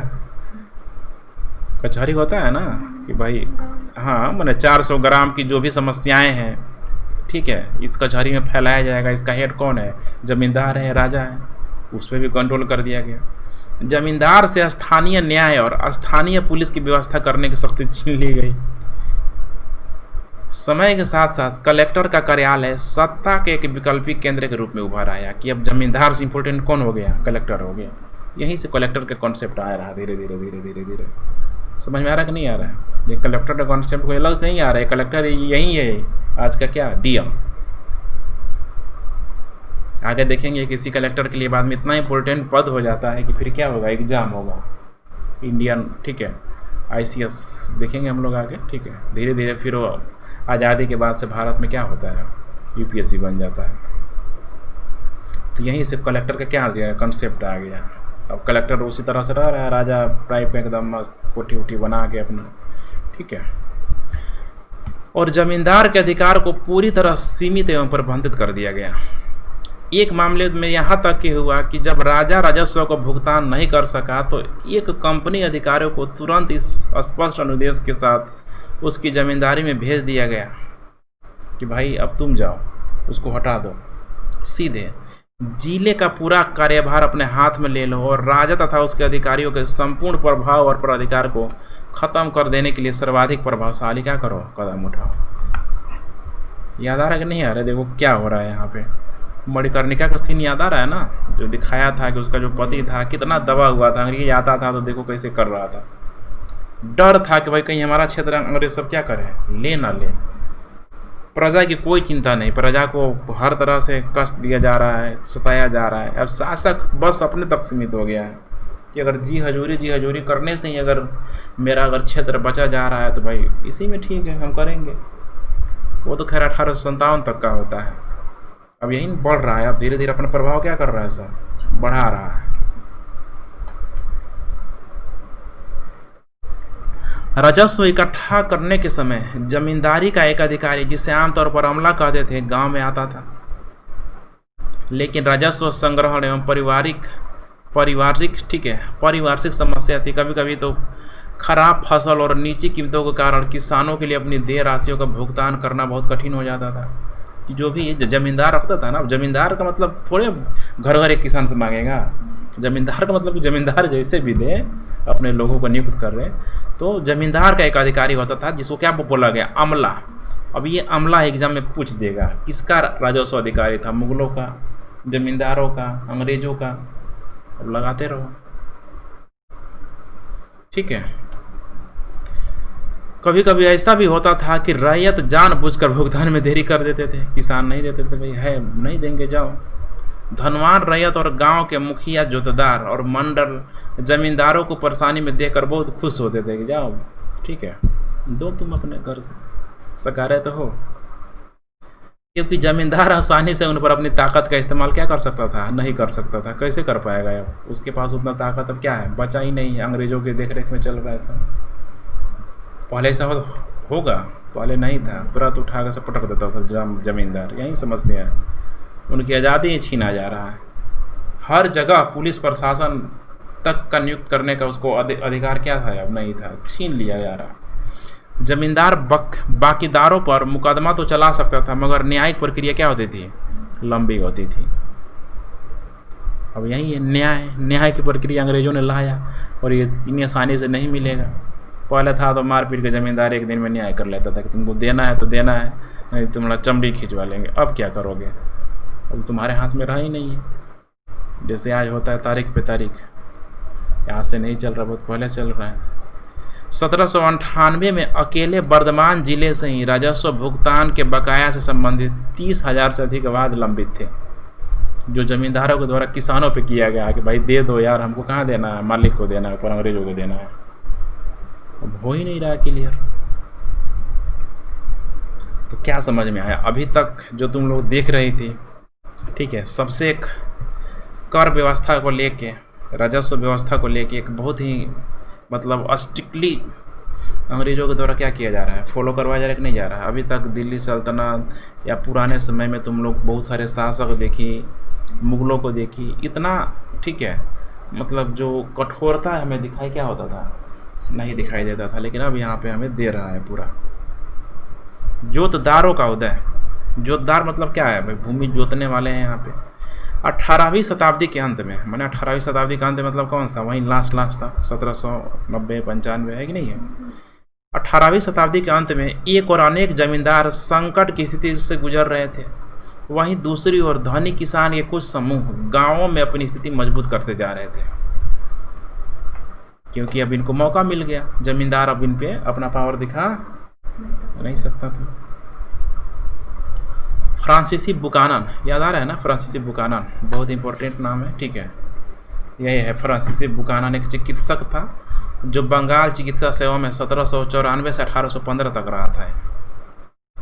उस समय कौन था, लॉर्ड वेलेजली था, ठीक है। लॉर्ड वेलेजली का सर्जन भी रहा, ठीक है। यही है बुकानन, तो घूमते रहता था, बड़ा ही लोग एडवेंचरस लाइफ जीता है ना।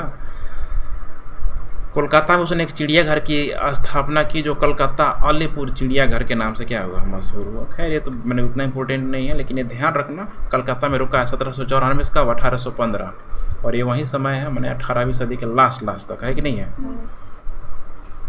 तो फ्रांसीसी बुकानन के उत्तरी बंगाल के दिनाजपुर जिले के सर्वेक्षण में हमें धनी किसानों के इस वर्ग का इन्हें जोतदार कहा जाता था कि भाई लोग क्या है, जोतदार है। ये कौन बता रहा है, बुकानन बता रहा है। विशद विवरण देखने को मिलता है 19वीं शताब्दी के प्रारंभ वर्षक तक आते आते जोतदारों ने जमीन के बड़े बड़े रकबे, जो कभी कभी तो 1000 एकड़ में फैले होते थे, अर्जित कर लिए थे। किसने, बड़े जोतदार हैं यहाँ पे, मतलब किसान है यहाँ पे, रैयत ही है।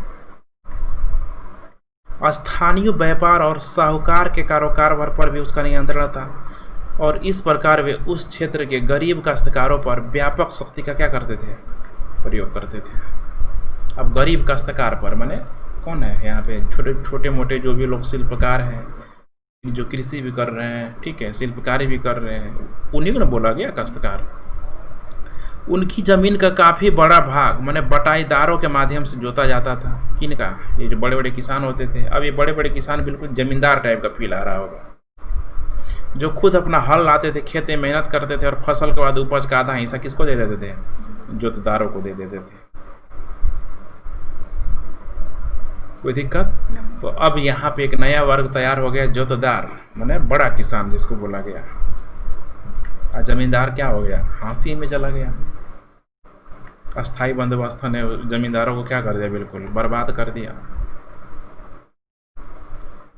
गांव में जोतदारों की शक्ति जमींदारों की ताकत की अपेक्षा अधिक क्या होती थी, प्रभावशाली होती थी। क्या हो रहा है, गांव में जोतदारों की शक्ति जमींदारों की ताकत की अपेक्षा अधिक प्रभावशाली होती थी। और पता नहीं लग रहा है, लग रहा है कि नहीं लग रहा। अभी कब हो रहा है, अंग्रेजों के समय। जमींदारों के विपरीत जो शहरी इलाकों में रहते थे, जोतदार गांव में रहते थे, और गरीब ग्रामवासियों को काफ़ी बड़े वर्ग पर सीधे अपने नियंत्रण का प्रयोग करते थे। जमींदार द्वारा गांव की माने जमा लगान को बढ़ाने के लिए की जाने वाले प्रयत्नों का वे घोर प्रतिरोध करते थे कि भाई हम इतना हम क्या करेंगे, नहीं देंगे। समझ में आ रहा है कि नहीं आ रहा है। अब जब नहीं देंगे तो भाई जमींदार क्या करता है, इस पर केस करता। अब कहीं कराते रहो तो देख ही ले, ऊपर 30,000 ऊपर एक जिला में क्या है, केस लगा हुआ है। हाँ, सुनवाई इतना धीरे धीरे हो रहा है क्योंकि ऊपर अंग्रेज हैं, अंग्रेजों ने पुलिस व्यवस्था को क्या किया है, रखा हुआ है। जमींदार अधिकारियों को अपने कर्तव्यों का पालन करने से रोकते थे। जमींदारी अधिकारियों को अपने कर्तव्यों का, ठीक है, पालन करने से रोकते थे। कौन, जमींदारी यानी किसको, अधिकारियों को।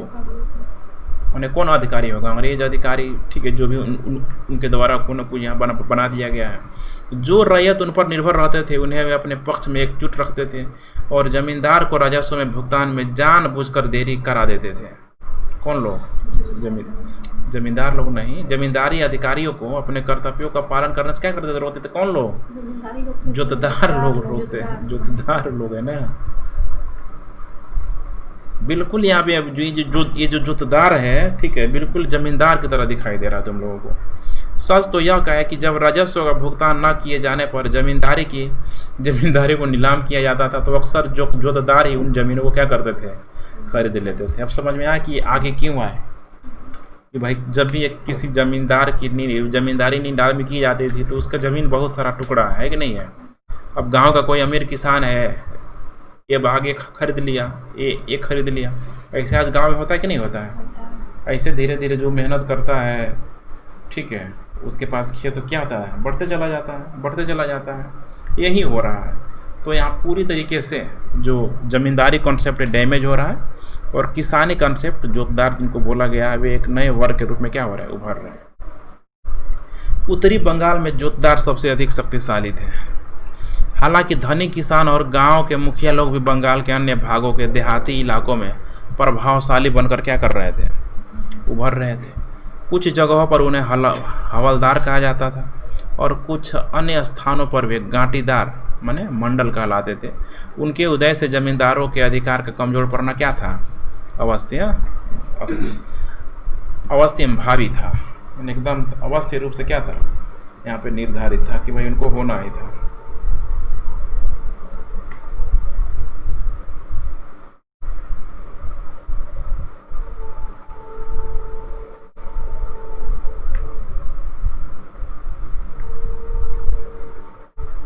ठीक है, हवलदार इगाबेदार किसको बोला जा रहा है? जोतदार को कि क्या होगा ये क्या हवलदार को बोला जा रहा है? जोतदार को ठीक, कुछ जगहों पर ठीक है जहाँ पे लोग अधिक प्रभावशाली हो गया तो जोतदार तो जो भी अमीर किसान है सबको बोला गया, लेकिन जहाँ पे लोग अधिक प्रभावी हो गए वहाँ पे क्या बोला गया? हवलदार बोला गया। और कुछ जगहों पे गांटीदार बोला गया या फिर मंडल वो बोला गया। कौन है? अमीर किसानों को वो बोला जा रहा है। कोई दिक्कत? देख सकते हो कंपनी राज है, यही है ना, कैसे कर जा रहा है। देखो नीचे के जो सिकमी रैयत होता था, रैयत मैंने किसान, बहुत छोटा किसान है, ठीक है, इनका ऊपर जा आता था, ये व्यवस्था जाता था, रैयतों के पास जाता था। मैंने कंपनी राज में कैसा कंट्रोल था? रैयतों के अंतर्गत कंट्रोल में कौन है? सिकमी रैयत। देख रही है ना, तीर ऊपर लगाया है, नीचे नहीं लगाया है। मैंने सिकमी रैयत किसके कंट्रोल में है? रैयतों के। या फिर ये सिकमी रैयत किसके कंट्रोल में है? जोतदार यहाँ पे दे दिया, धनवान रैयत, व्यापारी और महाजन यानी साहूकार भी। अब ये सब किसके कंट्रोल में है यहाँ पे? अब ध्यान से देखो, ठीक है, यहाँ पे भी उल्टा लगाया गया है। जमींदार अन्य गांव पर नियंत्रण रखता है, कंट्रोल में है, लेकिन हमें पूरी तरीके से स्पष्ट दिखाई क्या हो रहा है? नहीं दे रहा है। और सबसे ऊपर कौन है? कंपनी राज है। तो यहाँ पे कोई नया चीज़ नहीं है। चलो पढ़ो इसको। दिनाजपुर के जोतदार। हाँ, दिनाजपुर के जोतदार बुकानन ने बताया है कि उत्तरी बंगाल के दिनाजपुर जिले के जोतदार किस प्रकार जमींदार के अनुशासन का प्रतिरोध और उसकी शक्ति की अवहेलना किया करते थे। भूस्वामी इस वर्ग के लोगों को पसंद नहीं करते थे, लेकिन यह स्पष्ट है कि इन लोगों को होना बहुत जरूरी था, क्योंकि इनके बिना जरूरतमंद काश्तकारों को पैसा उधार कौन देता। जोतदार जो बड़ी बड़ी जमीनें जोतते थे बहुत ही हठीले और जिद्दी हैं, और यह जानते हैं कि जमींदारों का उन पर कोई वश नहीं चलता। वे तो अपने राजस्व के रूप में कुछ थोड़े से रुपए ही दे देते थे, और लगभग हर किस्त में कुछ न कुछ बकाया रकम रह जाती थी। उनके पास उनके पट्टे ही हकदारी से ज़्यादा जमीनें हैं। जमींदार की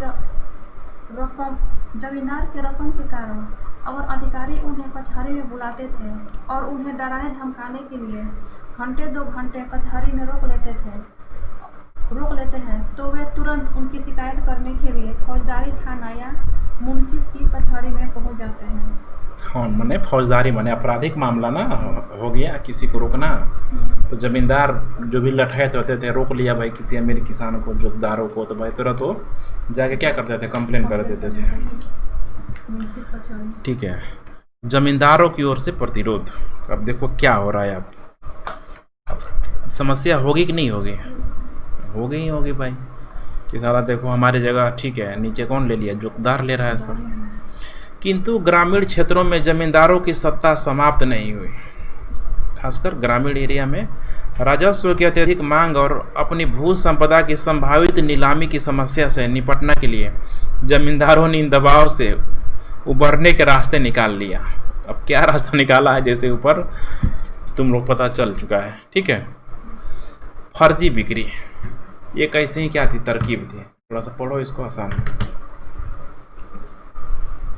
फर्जी बिक्री एक ऐसी ही तरकीब थी।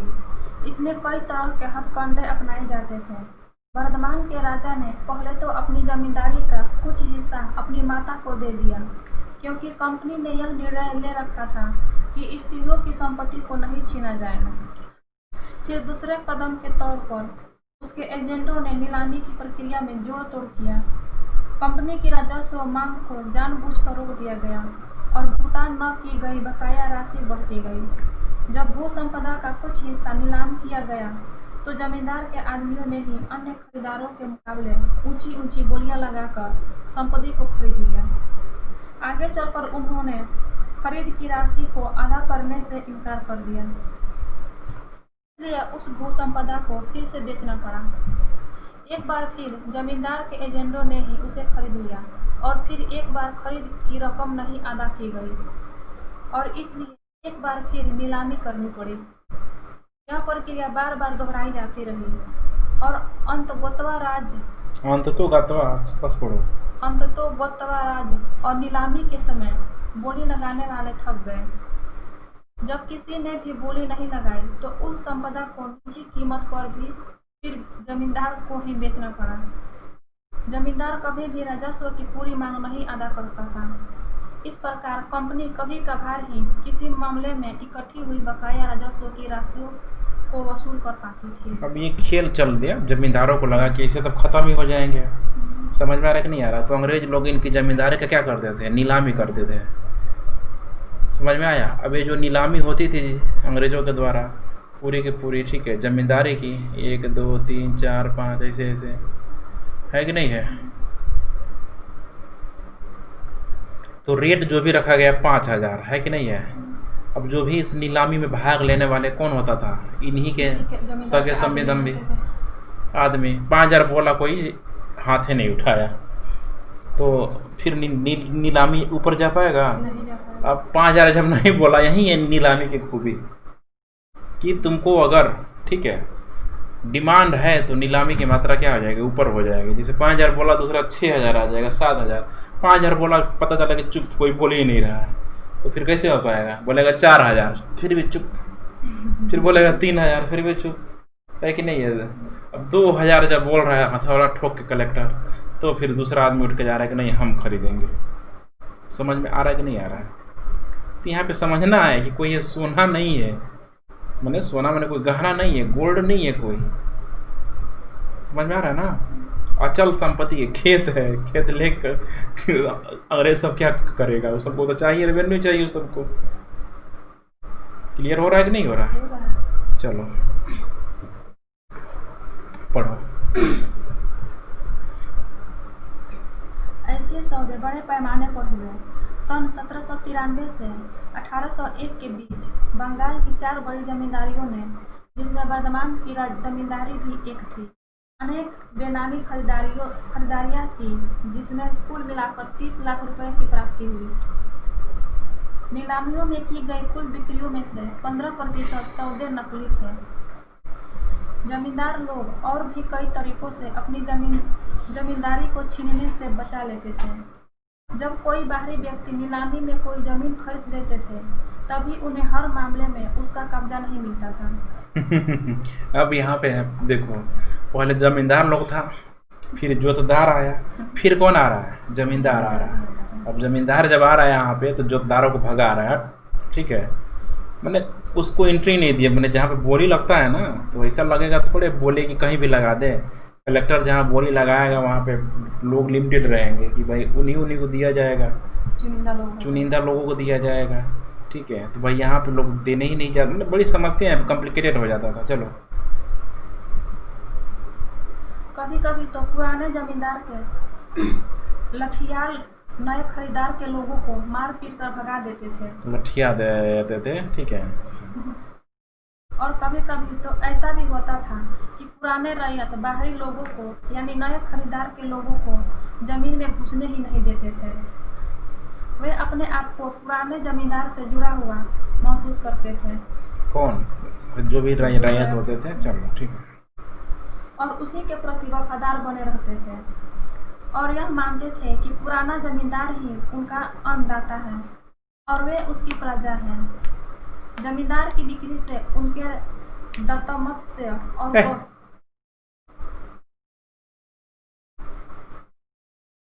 दत्तामय दो लिखाया है, तदात्म्य, उनके तदात्म्य और गौरव को धक्का पहुंचता था। तदात्म्य माने एकदम पूरा उनके, ठीक है, तन को यहाँ पे बताया जा रहा, ठीक है, तन मन को, तन, ठीक है, तदात्म्य तन, मत्य मन, ठीक है। चलो, इसलिए जमींदार आसानी से विस्थापित नहीं किए जा सकते थे, समस्या थी। चलो, 19वीं शताब्दी के प्रारंभ में कीमतों में मंदी की स्थिति समाप्त हो गई। इसलिए जो जमींदार 1790 के दशक की तकलीफों को झेलने में सफल हो गए, उन्होंने अपनी सत्ता को सुदृढ़ बना लिया। ठीक है, तो जो जमींदार 1700 मैंने अब कीमतों में क्या हो गई, मंदी की स्थिति क्या हो गई, समाप्त हो गई। अब याद करो 1776 का कौन सा था वो अमेरिका वाला युद्ध था। उस युद्ध में जब हुआ तो पूरा जो डिमांड है क्या हो गया, रुक गया। डिमांड सप्लाई खेल पूरी तरीके से क्या होगा, बैलेंस गड़बड़ा गया पूरी तरीके से। समझना है, समझते हुए चलना है। चलो, राजस्व के भुगतान संबंधी नियमों को भी कुछ लचीला बना दिया गया। फलस्वरूप गांवों पर जमींदार की सत्ता और अधिक मजबूत हो गई। लेकिन आगे चलकर 1930 के दशक की घोर मंदी की हालात में अनंत जमींदारियों का भट्टा बैठ गया और जमींदारों ने देहात में अपने पांव मजबूत कर लिए। कोई दिक्कत? तो यहाँ पे वही है 1930 के दशक में, 1930 का दशक वही है, सभी नया वगैरह आंदोलन वाला देखेंगे वहाँ पे। ठीक है, बहुत सारा यहाँ पे नियम कानून आएगा। तो हमने देखा कि जब जोतदार उबर रहे थे, ऊपर आ रहे थे, लेकिन ऊपर नहीं आ पाए, पुनः जमींदार क्या हो गए, दाब दिए। अब पुनः 1930 के आसपास देखेंगे। अब 1928 की तुम लोग आर्थिक मंदी याद है, तो ग्रेट डिप्रेशन जिसको बोला गया 1928 का, ठीक है, जो प्रथम विश्व युद्ध के बाद से आया हुआ था। देखेंगे भारत में भी उसका प्रभाव पड़ता हुआ तुम लोगों को दिखाई देगा। समझ में आ रहा है ना? तो उस समय देखेंगे कि अब धीरे धीरे जोतदारों ने देहात में अपने पाँव क्या कर लिया, मजबूत कर लिया। और यही कारण है कि अभी भारत में ऐसा नहीं है कि जमींदारी व्यवस्था नहीं है, लेकिन जमींदारी व्यवस्था है यहाँ पे, लेकिन वो जमींदारों की जगह किसने ले लिया, जोतदार ने ले लिया। और अभी तो बड़ा दिक्कत, मैंने अभी देखेंगे हम लोग कि विनोदा भावे जैसे लोगों के द्वारा काफ़ी प्रयास किया गया कि आज़ादी के बाद से, ठीक है, जो भी बड़े बड़े जोतदार लोग हैं अपनी ज़मीनों को क्या करें, बांट दें अन्य लोगों में, तब जाके समझ आ रहा है ना, तब जाके भी तुमको दिखाई दे रहा है। लेकिन अभी भी बहुत सारी क्या है भारत में समस्या मौजूद है। किसी के पास अथाह ज़मीन है, अंग्रेज़ों के बाद से जिसने कब्जा लिया, रेवेन्यू सिस्टम बहुत, ठीक है, रेवेन्यू सिस्टम नहीं बोलेंगे, भूमि प्रणाली जो है भारत की आज़ादी के बाद से, मैंने ये थोड़ा सा एक तुमको कमज़ोर करता हुआ दिखाई देगा कि सही से इसका वितरण क्या हो पाया, नहीं हो पाया। इतनी सारी समस्याएं थी ना, समझना भी है। जब तुम लोग आज़ादी के बाद की स्थिति को देखोगे तो जब भारत आज़ाद होने था, इधर पाकिस्तान अलग हो रहा है, ठीक है, इधर अगर ज़मींदारों की अगर ज़मींदारी सब अगर ज़बरदस्ती अगर मार पीट के छीना जाने लगता तो फिर अलग से क्या हो जाता, विद्रोह हो जाता। एक समस्या नहीं थी उस समय। अब हम लोग यहाँ पे आसानी से बोल दे रहे हैं, ऐसा नहीं था कि उस समय इतने अच्छे नेता थे, नेहरू, पटेल, उन लोगों को भी ध्यान होगा, हम लोगों से ज़्यादा बेहतर ध्यान होगा। लेकिन उस समय की जो परिस्थितियाँ थी, प्राइमरी यही था कि देश को क्या करना है, बचाना है। देश बचा रहेगा तो बाद में धीरे धीरे इन जमींदारों को क्या कर दिया जाएगा, तोड़ दिया जाएगा। और हुआ भी। उस समय भी कुछ शासक थे जो भारत सरकार बहुत बाद तक उनको पेंशन देते रही। क्या करते रही, पेंशन देते रही। आज़ादी के बाद से इंदिरा गांधी आए, बोले डाओ पेंशन लेगा सब, ठीक है, क्योंकि जब राज्य केंद्र क्या हो चुका है, मजबूत हो चुका है। यही समस्या है। थोड़ा इन सब बातों को क्या करना पड़ेगा, समझना पड़ेगा, उस समय की सिचुएशन समझना पड़ेगा। समझ में आ रहा है ना? अब पांचवी रिपोर्ट है। अब पांचवी रिपोर्ट यहाँ पे कोई नया चीज़ नहीं है, ये गया है 1813 में संसद में क्या किया गया है, पेश किया गया है। देख लो इसको, पांचवी रिपोर्ट, ठीक है। सन 1813 में ब्रिटिश संसद में एक विस्तृत रिपोर्ट पेश की गई कि भाई तुम लोगों का जो ईस्ट इंडिया कंपनी जो लोग है क्या कर रहा है सब भारत में, देख लो। कोई दिक्कत? तो ये कौन पेश किया होगा, भारत के लोग, अंग्रेजों ने पेश किया, जिनमें से एक रिपोर्ट पांचवी रिपोर्ट कहलाती है। बहुत इंपॉर्टेंट है, कितने बार एग्जाम में पूछा जा चुका है कि पांचवी रिपोर्ट का संबंध किससे है, ठीक है, दे देगा युद्ध से, भूमि से, है कि नहीं है, कर व्यवस्था से समस्या आ जाएगी। तो इसमें क्या है, इस रिपोर्ट में भारत में ईस्ट इंडिया कंपनी के प्रशासन और क्रियाकलाप का क्या है, वर्णन है कि उनका प्रशासन और क्रियाकलाप क्या था। इस रिपोर्ट में जमींदार और रैयतों की अर्जियां तथा अलग अलग जिलों के कलेक्टर की रिपोर्ट दिया गया है। राजस्व विवरणों से संबंधित सांख्यिकी तालिकाएं दिया है भाई कि कितना कितना राजस्व किस किस क्षेत्रों से क्या किया गया, लिया गया और अधिकारियों द्वारा बंगाल तथा मद्रास के राजस्व तथा न्यायिक प्रशासन पर लिखी हुई टिप्पणियाँ भी क्या है, शामिल है। तो पूरा अंग्रेजों के द्वारा क्या किया गया, बनाया गया 1813 में, ठीक है, ब्रिटेन की संसद में इसको रखा गया। आज हम जिन परिवर्तनों पर चर्चा कर रहे हैं उनमें से बहुत से परिवर्तनों का विस्तृत विवरण एक रिपोर्ट में दिया गया है जो 1813 में ब्रिटिश संसद में पेश की गई थी। यह उन रिपोर्ट में से 5वीं रिपोर्ट थी जो भारत में ईस्ट इंडिया कंपनी के प्रशासन तथा क्रियाकलाप के विषय में तैयार की गई थी। अक्सर 5वीं रिपोर्ट के नाम से उल्लेखित यह रिपोर्ट 1002 पृष्ठों में थी। इन्हें मोटा होगा, बुक टाइप का है कि नहीं है। इससे 800 से अधिक पृष्ठ परिशिष्टों थे जिनमें जमींदार और रैयतों की अर्जियाँ, भिन्न भिन्न जिलों के कलेक्टर की रिपोर्ट है, राजस्व विवरण से संबंधित सांख्यिकी तालिकाएं और अधिकारियों द्वारा बंगाल और मद्रास के राजस्व और न्यायिक प्रशासन पर लिखित टिप्पणियाँ भी इसमें शामिल क्या हुआ था, किया गया था। यहाँ पे एक जमींदार है, क्या नाम है इसका, महाराजा मेहताब चंद है भाई साहब, ठीक है।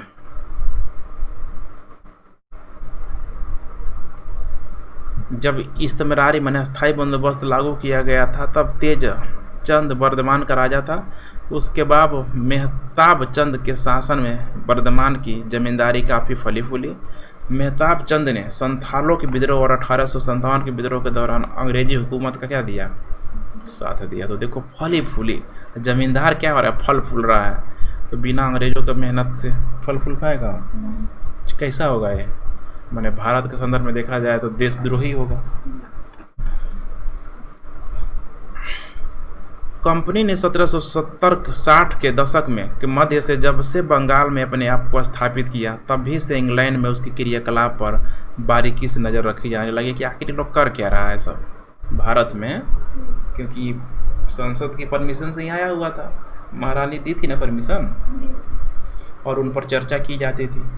ब्रिटेन में ऐसे बहुत से ऐसे समूह थे, क्योंकि बोला गया था, क्या बोला गया था कि देखो ईस्ट इंडिया कंपनी की स्थापना की जा रही है, इसके अलावा भारत के कोई अन्य लोग, ब्रिटेन के कोई अन्य लोग इंडिया में व्यापार क्या करेंगे, नहीं करेंगे, सिर्फ और सिर्फ कंपनी ही करेगी। तो सोचो, और भी व्यापारिक लोग थे जो साउथ अफ्रीका में करते थे, ऑस्ट्रेलिया में करते थे, इंडोनेशिया की तरफ करते थे, चाइना की तरफ करते थे। चाइना की तरफ तो नहीं था, हम लोग देखेंगे चाइना की तरफ नहीं है यहाँ पे। तो कंपटीशन के तौर पे अगर देखा जाए तो भारत से बहुत अधिक उनको फ़ायदा हो रहा था। तो बाकी अन्य जो व्यापारी थे जो भारत में नहीं थे उनको समस्या होगी नहीं होगी, कंपटीशन रहेगा ही रहेगा। तो देखो क्या है यहाँ पे, उन पर चर्चा की जाती थी कि ब्रिटेन में बहुत से ऐसे समूह भी थे जो भारत तथा चीन के साथ व्यापार पर ईस्ट इंडिया कंपनी के एकाधिकार का क्या करते थे, विरोध करते थे। ये बहुत बड़ी समस्या थी कि भाई चीन से सिर्फ और सिर्फ व्यापार कौन करेगा, ईस्ट इंडिया कंपनी करेगा, बाकी अन्य लोगों को अधिकार क्या किया जाएगा, नहीं दिया जाएगा। वे चाहते थे कि उस शाही फरमान को रद्द कर दिया जाए जिसके तहत कंपनी कंपनी को यह अधिकार दिया गया था, माने एकाधिकार दिया गया था कि मोनोपोली है ना यहाँ पे कि सिर्फ एक ही कंपनी व्यापार करेगी। अब ध्यान रखना, यूरोप की नहीं बात कर रहे हैं हम लोग, किसी की बात कर रहे हैं, ब्रिटेन की बात कर रहे हैं। ऐसी निजी व्यापारियों की संख्या बढ़ती जा रही थी जो भारत के साथ व्यापार में हिस्सा लेना चाहते थे। ब्रिटेन के उद्योगपति ब्रिटिश विनिर्माताओं के लिए भारत का बाजार खुलवाने के लिए क्या थे, उत्सुक थे कि भाई यार बोल दो संसद में, होगा कि नहीं होगा कि सिर्फ और सिर्फ ईस्ट इंडिया कंपनी का अधिकार नहीं रहे भारत में, हम लोग भी जाकर वहाँ पे क्या करें, व्यापार करें। ये हर समाज में होता है, टक्कर, कंपटीशन। कई राजनीतिक समूहों का तो यह कहना था कि बंगाल पर मिली विजय का लाभ केवल ईस्ट इंडिया कंपनी को मिल रहा है। देखो अब इंग्लैंड वासी अपने में क्या कर रहा है, सब लड़ रहा है, सब संपूर्ण ब्रिटिश राष्ट्र को नहीं मिल रहा है भाई। कुछ एक लोग इसका क्या कर रहे हैं, मजा मार रहे हैं। अब ध्यान है किसका, ब्रिटेन का। कंपनी के कुशासन और अव्यवस्थित प्रशासन के विषय में प्राप्त सूचना पर ब्रिटेन में गर्मा गर्म बहस छिड़ गई कि देखो भाई लोग गया है, ठीक है, व्यापार करने गया है कि वहाँ पे राजनीति करने गया है, सब वहाँ के लोगों को ठीक है कष्ट दिया जा रहा है, जो भी ठीक है मानव अधिकार का हनन किया जा रहा है, ऐसे बातें वहाँ पे उठ रही थी। कंपनी के अधिकारियों को लोभ लालच और भ्रष्टाचार की घटनाओं को ब्रिटेन के समाचार पत्रों में व्यापक रूप से उछाला गया कि ये अधिकारी व्यस्त भ्रष्ट हो गया। जैसे कौन था, कॉर्नवालिस नहीं था, ठीक है, क्लाइव था। क्लाइव। क्लाइव को ये क्यों किया गया सोचो, अगर उस पर इतना सारा अंजाम नहीं लगता तो उसको ब्रिटिश संसद में पेश किया जाता? नहीं किया जाता। समझना है इस चीज़ को। ब्रिटिश संसद ने भारत में कंपनी के शासन को विनियमित और नियंत्रित करने के लिए 18वीं सदी के अंतिम दशकों में अनेक अधिनियम क्या किया? पारित किया। अब 18वीं सदी के अंतिम दशक में अनेक अधिनियम, चार्टर देखेंगे हम लोग। चार्टर 1793 होगा, 1813 होगा, 1833 होगा, बहुत सारा लाइन लग जाएगा। कंपनी को बाध्य किया गया कि वह भारत के प्रशासन के विषय में नियमित रूप से अपनी रिपोर्ट क्या करे? भेजा करे कि भाई हम कैसा प्रशासन भारत में चला रहे हैं। और कंपनी के काज के माने काम काज की जांच करने के लिए कई समितियां क्या कर दी गई? नियुक्त कर दी गई। अब यहाँ पे देखेंगे, अब यहाँ पे आएगा, ठीक है। एक होता है BOD, बोर्ड ऑफ, ठीक है, BOD। एक होता है COD, ठीक है। अब यहाँ पे बताएं कि नहीं बताया तुम लोगों को, थोड़ा सा बस यही अब यहाँ बताना उचित नहीं है, थोड़ा समस्या होगा तुम लोगों का भी। अभी तक ईस्ट इंडिया कंपनी का जो कंट्रोल था पूरे के पूरे ईस्ट इंडिया में जो भी अधिकारी होते थे उन्हीं अधिकारियों तक क्या था? सीमित था। अब सोचो कि रिपोर्ट तो भेजना था, तो भाई ये कंपनी का अधिकारी लोग रिपोर्ट खराब भेजेगा वहाँ? नहीं भेजेगा। बार बार अच्छा ही भेज देता था, लेकिन न्यूज़ में हमेशा रहता था भाई ये अधिकारी भ्रष्ट है, ये अधिकारी भ्रष्ट है। तो इससे इंग्लैंड की संसद ने बोला कि ऐसे काम नहीं चलेगा। अब तुम्हारे ईस्ट इंडिया कंपनी पे नज़र रखने के लिए हम लोग क्या कर रहे हैं? अधिकारी भेज रहे हैं। लेकिन बड़े मज़े की बात थी कि ये जो अधिकारी जा रहे हैं ये भारत के लिए जा रहे हैं, तो इसीलिए भाई इनको महीना कौन देगा? भारत सरकार देगी। मैंने भारत सरकार कौन था उस समय? अंग्रेज थे, अंग्रेज लोग देगा। बड़े मजे की बात है। मैंने भारतीय धन से क्या किया जाएगा? उसको वेतन दिया जाएगा। तो यही कॉन्सेप्ट आएगा BOD और COD का यहाँ पे, ठीक है। बोर्ड ऑफ कंट्रोल है, यहाँ पे नाम है बोर्ड ऑफ क्या? Control. Board of control department करके है, ठीक है। बोर्ड ऑफ कंट्रोल नहीं है, रुको एक सेकंड देखने दो मुझे। BOD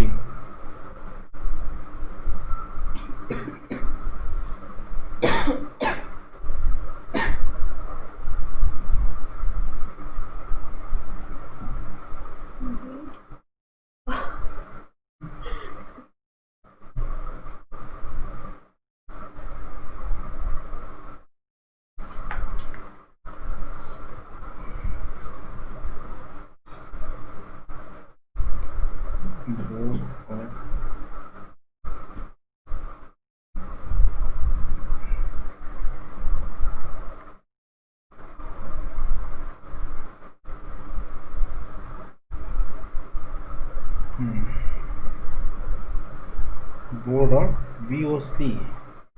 अच्छा BOC था, BOC। एक था COD।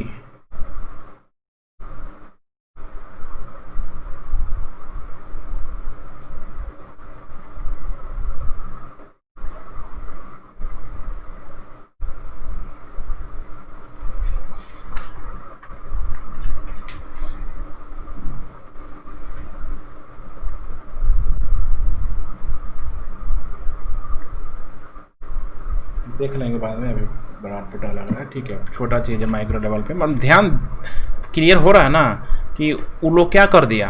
भेज दिया अपना, भाई तुम लोग गलत सलत क्या करो, रिपोर्ट पेश कर रहे हो। 5वीं रिपोर्ट एक ऐसी रिपोर्ट है जो एक प्रवर समिति के द्वारा तैयार की गई थी। यह रिपोर्ट भारत में ईस्ट इंडिया कंपनी के शासन के स्वरूप पर ब्रिटिश संसद में गंभीर वाद विवाद का बना आधार बना। यही है प्रवर समिति, एक कमेटी क्या किया गया, सब बना के भेजा जाएगा। और वो कमेटी ने क्या किया? 5वीं रिपोर्ट इसलिए इम्पोर्टेंट हो जा रहा है कि इसमें भारतीय लोगों को क्या किया? वहाँ पे पक्षों को रखा गया, ठीक है। भारतीय पक्षों को रखा जाएगा। स्वाभाविक है कि ईस्ट इंडिया कंपनी को क्या होगा? दिक्कत होगा कि नहीं होगा? अब ईस्ट इंडिया कंपनी भारत पे चल रहा है, तो क्या उस ब्रिटिश संसद में ईस्ट इंडिया कंपनी के लोग नहीं होंगे? होंगे। ईस्ट इंडिया कंपनी से पैसा जा रहा है, इनके भी अपने सांसदों क्या करना है? वहाँ मैनेज करना है, तब नहीं इनके पक्ष में होकर क्या करेंगे? बोलेंगे। तो ये इस खेल होता है, क्या करोगे? ये सब चलते रहता है। 18वीं शताब्दी के अंतिम दशक में ग्रामीण बंगाल में क्या हुआ, इसके बारे में हमारी अवधारणा 1.5 शताब्दी तक इस 5वीं रिपोर्ट के आधार पर ही बनती सुधरती रही है। अब समझ में आ रहा है ना, 5वीं रिपोर्ट में उपलब्ध साक्ष्य क्या है, बहुमूल्य है। लेकिन ऐसी कि ठीक है, सरकारी रिपोर्ट को सावधानीपूर्वक पढ़ना और क्या चाहिए, समझना चाहिए, और हमें यह जानने की ज़रूरत है कि ये रिपोर्ट किसने और किस उद्देश्य से लिखी। वास्तव में आधुनिक शोधों से पता चलता है कि 5वीं रिपोर्ट में दिए गए तर्क और साक्ष्य को बिना किसी आलोचना के स्वीकार किया जा सकता है, नहीं किया जा सकता है कि भाई इसमें आलोचना क्या हुआ है, कंपनी की आलोचना हुआ है। तो याद रहेगा 5वीं रिपोर्ट, ठीक है। शोधकर्ताओं ने ग्रामीण बंगाल में औपनिवेशिक शासन के बारे में लिखने के लिए बंगाल के अनेक जमींदारों के अभिलेखगारों तथा जिलों के स्थानीय अभिलेखों की सावधानीपूर्वक जांच की है। उनसे पता चलता है कि 5वीं रिपोर्ट लिखने वाले कंपनी के कुप्रशासन की आलोचना करने पर क्या हुए थे, तुले हुए थे। अब याद आया ना, कुप्रशासन की आलोचना करने पर क्या हुए थे, तुले हुए थे। इसीलिए 5वीं रिपोर्ट में परंपरागत जमींदारी सत्ता के पतन का वर्णन अतिरंजित है कि कैसे भाई जमींदारों को इसने क्या कर दिया, बेकार कर दिएगा। और जिस पैमाने पर जमींदार लोग अपनी ज़मीन खेत जोत रहे थे उसके बारे में भी बढ़ा चढ़ा कर कहा गया है। जैसे हमने देखा है कि जमींदारियाँ नीलाम की जाती थी, तब भी जमींदार नए नए हथकंडे अपनाकर अपनी ज़मींदारी को बचा लेते थे और बहुत कम मामलों में विस्थापित होते थे। तो यहाँ पे ज़मींदारों को ठीक है थोड़ा नकारात्मक तौर पे क्या किया गया है, दिखाया गया है। तो लेकिन उनकी जो प्रशासनिक नीतियाँ थी किन की, अंग्रेज़ों की, उनको यहाँ पे उठाया गया है, जो इस इम्पोर्टेंट है। यहाँ पे दिया हुआ है, इतना इम्पोर्टेंट नहीं है, ठीक है, बड़ा अटपटा शब्द दिया, पैसों की बात किया जा रहा है यहाँ पे कि राजस्व समय पर नहीं वसूल किया जाता था। काफ़ी हद तक ज़मीनें समय समय पर नीलाम बेचने के लिए रखी जाती थी। स्थानीय वर्ष माने उस समय 1796-97 में ये दूसरा कैलेंडर दिया गया है यहाँ पे, उस समय हिसाब से रखा गया अपनी उनका जो कैलेंडर है, ठीक है। तो इसको छोड़ देना, ज़्यादा इम्पोर्टेंट क्या है नहीं है, वरना पढ़ना होगा तो पढ़ना, डेटा को छोड़ के बस इसका भाव समझने की क्या करना, कोशिश करना। समझ में आ रहा है ना। बहुत सारा क्या दिया है इसमें, आंकड़ा दिया हुआ है कैसे यहाँ पे हो रहा था, क्या खेल चल रहा था। अब दूसरी बात कर रहे हैं हम लोग कुदार और हल की, ठीक है।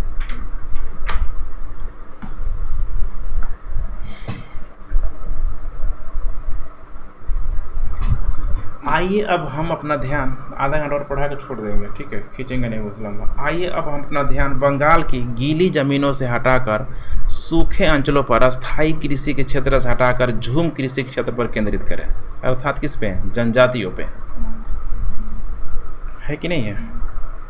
मैं अस्थायी कृषि क्षेत्र से हटाकर झूम कृषि। अब हम उन परिवर्तनों को देखेंगे जो कृषक अर्थव्यवस्था की सीमाओं के बाहर की ओर विस्तारित होने से आए, जिससे राजमहल की पहाड़ियों के इलाके में स्थित जंगल और चारागाह उस अर्थव्यवस्था में समा गए। आप यह भी देखेंगे कि इन परिवर्तनों के कारण इस क्षेत्र के भीतर तरह तरह के झंझट, ठीक है, झगड़े झंझट कैसे क्या हो गया, पैदा हो गया कि अभी तक तो भाई बंगाल था, बंगाल के क्षेत्रों की तरफ, पहाड़ी क्षेत्रों की तरफ अभी मूवमेंट क्या हुआ था, नहीं हुआ था। जो भी वहाँ का इलाका था उसी इलाके तक क्या था, सीमित था। लेकिन अब धीरे धीरे उनका एरिया क्या हो रहा है, व्यापक फैल रहा है। और इसमें खासकर जनजातियों को बहुत अधिक क्या हुआ, समस्या हुआ।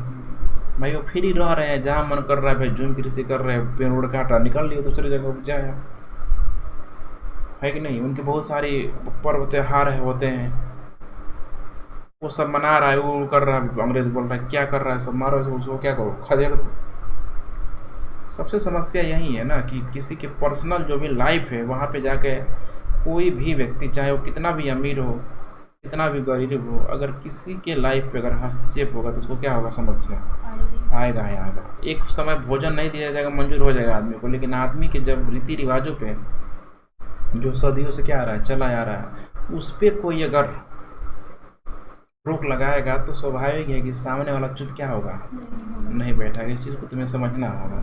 अभी मान लो कि तुम किसी भी जाति से, किसी भी धर्म से बिलोंग करती हो, अभी इस पर ठीक है कुछ परंपरा वाला पे बात आ जाएगा, अरे बेकार होते हैं ऐसे लोग, ये करते हैं वो करते हैं, तुरंत आदमी का ईगो हर्ट हो जाता है कि अरे क्या बोल दिया है कि नहीं, ऐसे समझ में आ रहा है ना। यही चीज़ उन जनजातियों में भी हमें क्या होती है, लागू होती है, समझना पड़ेगा इसके। राजमहल की पहाड़ियों में, तो राजमहल का मैप तो तुम लोग पता है कि नहीं है? अब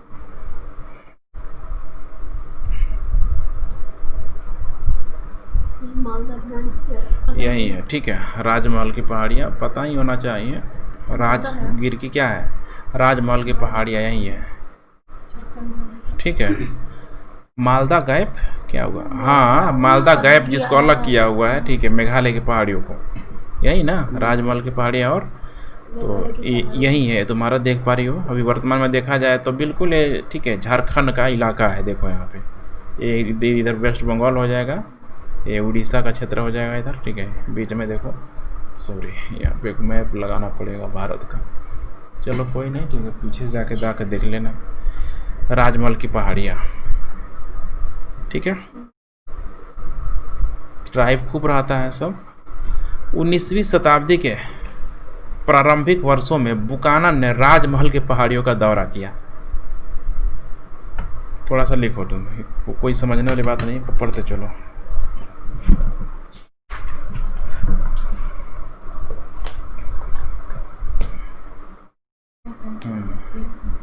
राजमहल की पहाड़ियों से पढ़ो।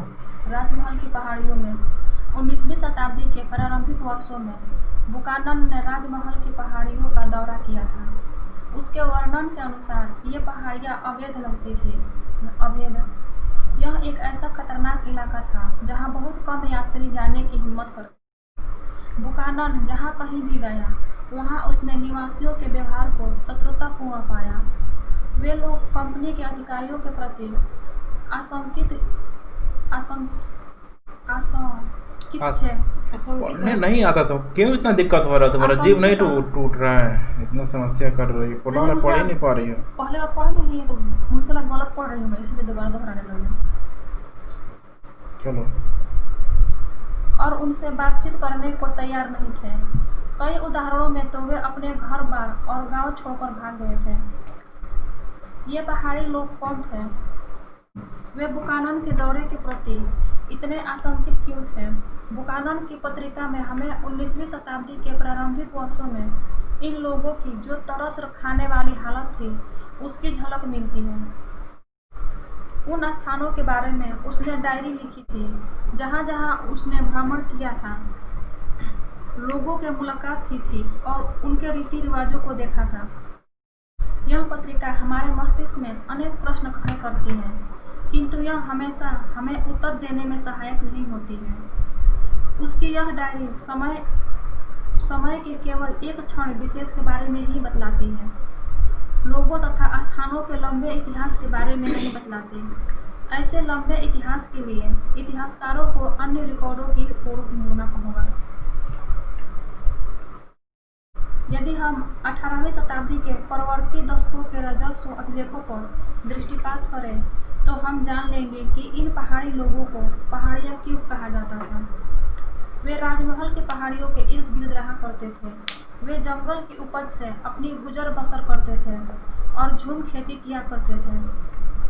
वे जंगल के छोटे से हिस्से में झाड़ियों को काटकर और घास फूस को जलाकर जमीन साफ कर लेते थे और राख की पोटाश से उपजाऊ बनी जमीन पर ये पहाड़िया लोग अपने खाने के लिए तरह तरह की दालें और ज्वार बाजरा उगा लेते थे। देखो राख कंसेप्ट आ गया ना, अभी भी राख क्या किया था, छीटा जाता है उपजाऊ बन के लिए। वे अपने कुदाल से जमीन को थोड़ा खुरच देते थे।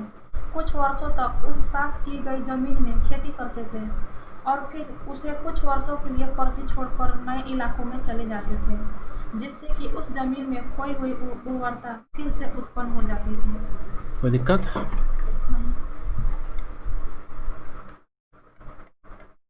उन जंगलों से पहाड़िया लोग खाने के लिए महुआ के फूल इकट्ठे करते थे, बेचने के लिए रेशम के कोया और राल और काठ कोयला बनाने के लिए लकड़ियाँ इकट्ठी करते थे।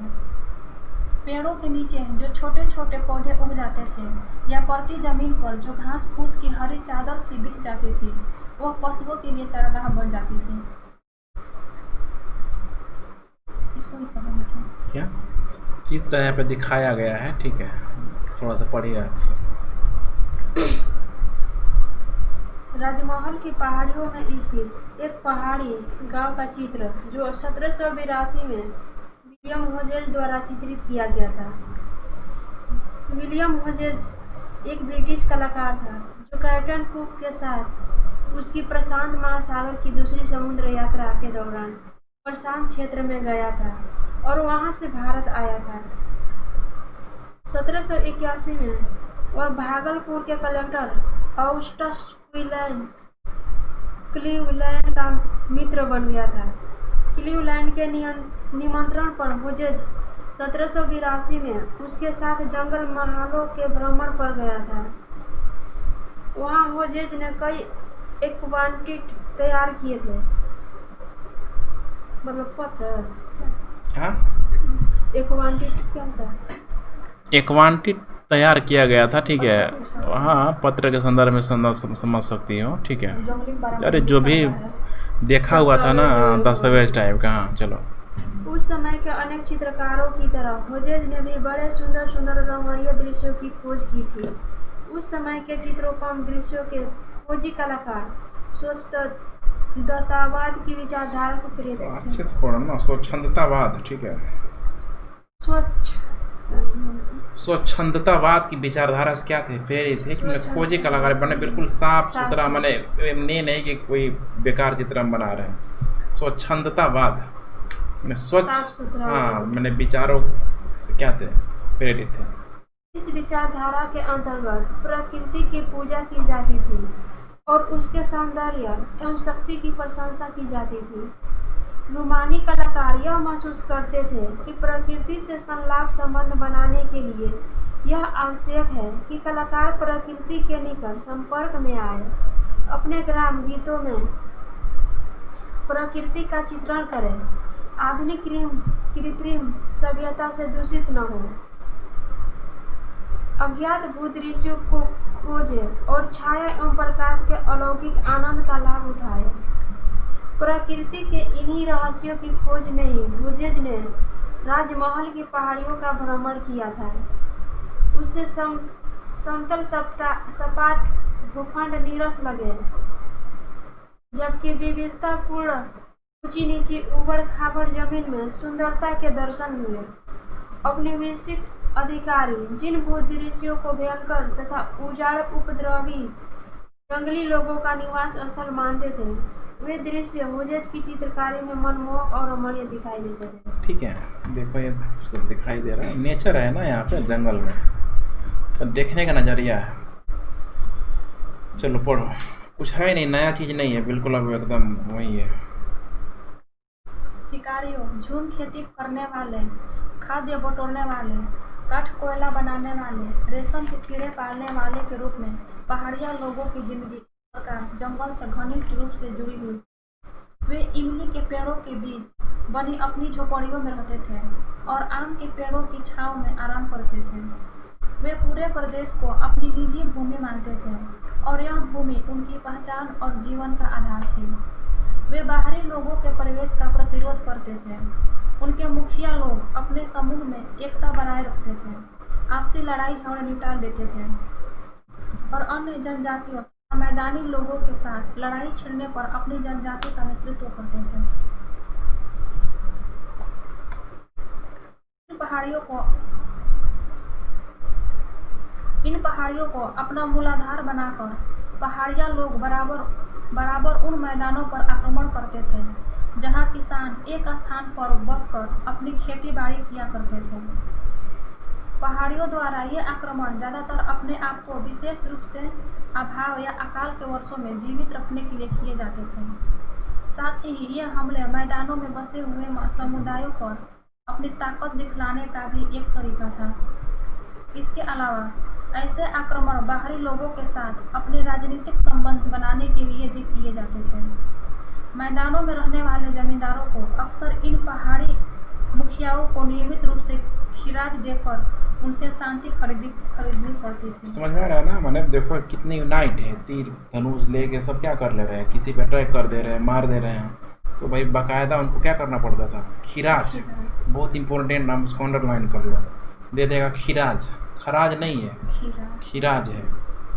ठीक है, तो कौन देता था यहाँ पे? तो जमींदारों के द्वारा, ठीक है, जनजातियों को शांति के लिए दिए जाने वाला क्या, ठीक है, ये जमींदार लोग दे रहे थे। हाँ तो दे रहा है ना। मैदान में रहने वाले जमींदारों को अक्सर इन पहाड़ी मुखियाओं को, मतलब जो भी जनजातीय का हेड होता था कि भाई यहाँ सरदारी टाइप का, ठीक है, कि हमारे क्षेत्र पे अटैक मत करना, ठीक है, चलो। इसी प्रकार व्यापारी लोग भी इन पहाड़ियों द्वारा नियंत्रित रास्तों का इस्तेमाल करने की अनुमति प्राप्त करने हेतु उन्हें कुछ पथकर दिया करते थे। पथकर कि भाई इन्हीं जंगलों से में क्या करना है, गुजरना है, व्यापार करना है, तो पथकर देना पड़ेगा, चलो। हाँ चलो। जब ऐसा पथकर पहाड़िया मुखियाओं को मिल जाता था तो वे व्यापारियों की रक्षा करते थे और यह भी आश्वासन देते थे कि कोई भी उनके माल को नहीं लूटेगा। इस प्रकार कुछ ले देकर की गई शांति संधि अधिक लंबे समय तक नहीं चली। यह 18वीं शताब्दी के अंतिम दशकों में उस समय भंग हो गई जब स्थिर खेती के क्षेत्र की सीमाएं आक्रामक रीति से पूर्वी भारत में बढ़ाई जाने लगी। समझ में आ रहा है ना? अभी तक देखो क्या चल रहा है, ठीक है, आराम से अमीर लोग, ठीक है, जमींदार लोग इनको थोड़ा बहुत दे रहे हैं, अपना ये काम चल रहे हैं, कृषि कर रहे हैं, स्थानांतरित कृषि कर रहे हैं, लेकिन ये लंबे समय तक चल क्या पाया, नहीं पाया। अंग्रेज़ों को लग गया कि भाई अगर प्रोडक्शन बढ़ाना है तो हमें अपनी भूमि का टुकड़े को क्या करना पड़ेगा, बढ़ाना पड़ेगा। अंग्रेज़ों ने जंगलों की कटाई सफाई के काम को प्रोत्साहित किया। जमींदार तथा जोतदारों ने प्रति भूमि को धान के खेतों में क्या कर दिया, बदल दिया। किस में? धान के खेतों में। अंग्रेज़ों के लिए अस्थायी कृषि का विस्तार यहाँ पे आवश्यक था क्योंकि उनके राजस्व के स्रोतों में वृद्धि हो सकती थी, निर्यात के लिए फसल पैदा हो सकती थी और एक अस्थायी सुव्यवस्थित समाज की क्या हो सकती थी, स्थापना हो सकती थी। वे जंगलों को उजाड़ मानते थे और वनस्पतियों को असभ्य, बर्बर, उपद्रवी और क्रूर समझते थे, जिन पर शासन करना उनके लिए क्या था, कठिन था। इसलिए उन्होंने यह महसूस किया कि जंगलों को सफाया करके यहाँ अस्थायी कृषि स्थापित करनी होगी। जंगली लोगों को पालतू और क्या बनाना पड़ेगा, सभ्य बनाना होगा। देखो कैसे पालतू कैसे बनाना होगा, सभ्य बनाना होगा। उनसे शिकार का काम छुड़वाना होगा, खेती का धंधा अपनाने के लिए इन्हें राजी करना होगा, धंधा, ठीक है। अब समझ में आ रहा है? ज्यों ज्यों कृषि का विस्तार होता गया, जंगलों तथा चारागाहों का क्षेत्र संकुचित हो गया। वर्ल्ड हिस्ट्री में पढ़ा गया था चारागाह कहाँ गए, चारागाह सब, ठीक है, उनकी चारागाह भूमि, ठीक है, सब कृषि भूमि में परिवर्तन कर लिया गया। इससे पहाड़ी लोग तथा स्थायी खेतिहरों के बीच क्या होगा, झगड़ा तेज हो गया। देखो ये जनजाति बेचारे करे तो क्या करे, एक बार आर्य लोग आ गया है कि नहीं है, आर्य आके सब जनजातियों को बेकार ही बना दिया। दूसरी बार मुस्लिम आया, सब धर्मांतरण नहीं करवा लिया, है कि नहीं है। तीसरी बार अंग्रेज आ रहा है, मैंने और हाँ मतलब पूरा, ठीक है, उनका मेन सोर्स कोई क्या कर रहा है, सब खत्म कर दे रहा है। पहाड़ी लोग पहले से अधिक नियमित रूप से बसे हुए गांव पर हमला बोलने लगे। ग्रामवासियों से अनाज और पशु छीन झपट कर ले जाने लगे। औपनिवेशिक अधिकारियों ने उत्तेजित होकर इन पहाड़ियों पर काबू की भरसक कोशिश की, परंतु उनके लिए ऐसा करना आसान क्या था, नहीं था भाई, आसान था इतना भाई, मार काट उनको भी आता है, ठीक है, इसीलिए ये सब चीज़ चल रहा है। तो अब बहुत अधिक परेशान किया जाने लगा। 1770 के दशक में ब्रिटिश अधिकारी ने इन पहाड़ियों को निर्मूल कर देने की क्रूर नीति अपना ली। हाँ मैंने निर्मूल माने एकदम इनको क्या कर देना, निर्मूल माने कर नहीं है, कर देने की क्रूर नीति अपना ली। निर्मूल माने इनको क्या कर देना, निर्ममता से इनका क्या करना है, हाँ खत्म कर देना एकदम। समझ में आ रहा है कि नहीं आ रहा है? मैंने कर देगा तो क्रूर नीति अपनाएगा, कर है, कर माने कर देना, ठीक है, कर देने की क्रूर नीति अपना ली और शिकार और संहार करने लगे। कौन? अंग्रेज लोग। तदुपरांत 1780 के दशक में भागलपुर के कलेक्टर ऑगस्टस क्विलिन ने शांति स्थापना की नीति प्रस्तावित की कि भाई शांत रहो भाई। इसके अनुसार पहाड़ी मुखियाओं को एक वार्षिक भत्ता दिया जाना था और बदले में उन्हें अपने आदमियों का चाल चलन ठीक रखने की जिम्मेदारी लेनी होती थी। कौन? मुखिया लेता था कि हम भाई हमारे आदमी तुमको नुकसान नहीं पहुंचाएंगे। तो एक डीएम और किसके बीच, मैंने कलेक्टर और जो जनजातीय मुखिया था उसके बीच एक संधि बन गया। कहाँ पे हो रहा है, ठीक है, उन्हीं क्षेत्रों में। भागलपुर है ना, भागलपुर कहाँ है भारत के नीचे, ठीक है, दक्षिण में आएगा ना। अब याद रखना, या बिहार पीपीएससी की तैयारी कर रही हो, जिला का पता नहीं है कहाँ है भागलपुर, जाकर देखना, गंगा के किनारे नीचे ही मिलेगा भागलपुर, मुंगेर साइड। उनसे यह भी आशा की गई थी कि वे अपनी बस्तियों में व्यवस्था बनाए रखेंगे और तमाम लोगों को अनुशासन में रखेंगे, लेकिन बहुत से पहाड़ी मुखियाओं ने भत्ता लेने से मना कर दिया कि भाई इससे हम बंध जाएंगे ना, हमारी आज़ादी पे क्या लग जाएगी, रोक लग जाएगी। जिन्होंने इसे स्वीकार किया उनमें से अधिकांश अपने समुदाय में अपनी सत्ता को क्या कर बैठे, खो बैठे। जनजाति यही है भाई, आज़ादी के मायने ही जनजाति है, यहाँ पे कोई रोक टोक नहीं है कि नहीं है। औपनिवेशिक सरकार के वेतन भोगी बन जाने से उन्हें अधीनस्थ कर्मचारी या वैधानिक मुखिया माने जाने लगा कि भाई अब मैंने चटुकार हो गया सब। जब शांति स्थापना के लिए अभियान चल रहे थे तभी पहाड़ी लोग अपने आप को शत्रुतापूर्ण सैन्य बल से बचाने के लिए और बाहरी लोगों से लड़ाई चालू रखने के लिए पहाड़ों के भीतर भागों में क्या हो गए, चले गए। कि भाई जिन्होंने मान लिया है कि नहीं है वो तो मिल गए, जिन्होंने नहीं माना तो भाई स्वाभाविक है कि अब अंग्रेज लोग क्या करेगा, हम पे आक्रमण करेगा। समझ में आ रहा है ना। तो धीरे धीरे लोग अंदर चले गए, अपना भी वो लोग संगठन बनाने लगे और लोगों को जोड़ने लगे। इसीलिए जब 1810-11 में सर्दियों में बुकानन इस क्षेत्र की यात्रा की तो यह स्वाभाविक था कि पहाड़िया लोग बुकानन को संदेह और विश्वास की दृष्टि से क्या होते देखते। शांति स्थापना के अभियानों के अनुभव और क्रूरतापूर्ण दमन की यादों के कारण उनके मन में यह धारणा बन गई थी कि उनके इलाकों में ब्रिटिश लोगों की घुसपैठ का क्या असर होने वाला है। उन्हें ऐसा प्रतीत होता था कि प्रत्येक गोरा आदमी एक ऐसी शक्ति का प्रतिनिधित्व कर रहा है जो उनके जंगल और ज़मीन छीन कर उनकी जीवन शैली और जीवित रहने के संसाधनों को नष्ट करने पर क्या है उतारू। वस्तुतः इन्हीं दिनों के लिए एक नए खतरे की सूचनाएं मिलने लगी थी, संथालों के लेके संथाल लोगों का आगमन। अब ये संथाल लोगों का आगमन कोई नए लोग नहीं है, पूरे जनजातियों का एक समूह बना लिया है इन लोगों ने। संथाल लोग वहाँ के जंगलों का सफाया करते हुए, इमारती लकड़ी को काटते हुए, जमीन जोतते हुए और चावल तथा कपास उगाते हुए उस इलाके में बड़ी संख्या में घुसे क्या हो रहे थे, चले आ रहे थे। देखो क्या इनका है, ठीक है, वही सब जो काम अंग्रेज कर रहा है, कौन रहा है, संथाल लोग कर रहा है। यही है ना, आर्थिक हित जहाँ टकराएगा समस्या होगी। और ये क्या हो रहा है, आर्थिक हित टकरा रहा है। चूँकि संथाल बासिंदों ने निचली पहाड़ियों पर अपना कब्जा जमा लिया था, इसीलिए पहाड़ियों को यहाँ पे, ठीक है, राजमहल की पहाड़ियों में और भीतर की ओर पीछे हटना पड़ा। पहाड़ी लोग अपनी झूम खेती के लिए कुदाल का प्रयोग करते थे, इसलिए यदि कुदाल को पहाड़ियों को जीवन का प्रतीक माना जाए तो हल के नए बासिंदों की शक्ति का प्रतिनिधित्व मानना होगा। माने बासिंदा कौन है, संथाल लोग हैं। हल और कुदाल के बीच यह लड़ाई बहुत क्या चली, लंबी चली, क्योंकि ये हल और कुदाल जहाँ पे चल रहा है वो क्षेत्र दोनों का दोनों क्या कर रहा है, विस्तार कर रहा है, अंग्रेज भी और जनजातीय लोग भी। तो देखो यहाँ पे संथालों के बारे में कितना ये सब बातें एनसीईआरटी में लिखी गई है। बहुत सारे बातों में मैंने उनको एकदम असभ्य करार दे दिया जाता है। असभ्य होते थे, ये सब ये करते हैं, इमारती लकड़ी करते हैं, जमीन जोते हुए चावल उगा रहा है, लोग कपास उगा रहा है। ये सब क्या दिखा रहा है, उनकी इंडिपेंडेंसी को दिखा रहा है भाई कि वे लोग भी कहीं ना कहीं, ठीक है, मुख्य धारा से जुड़ रहे हैं। लेकिन अलग अलग बुक में अलग अलग कॉन्सेप्ट यहाँ पे दिखा देता है। ठीक है, तो इतना रहने देते हैं, आज का आधा बचा होगा है। अब देखो बहुत क्या भारी लग रहा है इतना। अब हर एक टॉपिक देखो पूरा का पूरा यही है, कैसे अंग्रेज क्या कर रहे हैं, धीरे धीरे धीरे धीरे सबको अपने अंडर कंट्रोल कर रहे हैं। अब यही कहानी ही है, पूरा यही दास्तां ही है, भारत के गुलाम होने की दास्तां 1857 तक यही चलेगा। समझ में आ रहा ना। तो पढ़ के आया करो, ठीक है, इसको बनाने के बाद टाइम मिलता है तो आगे भी पढ़ लो, ताकि यहाँ हम लोग जल्दी से क्या हो जाए, निकल जाए, कोई दिक्कत।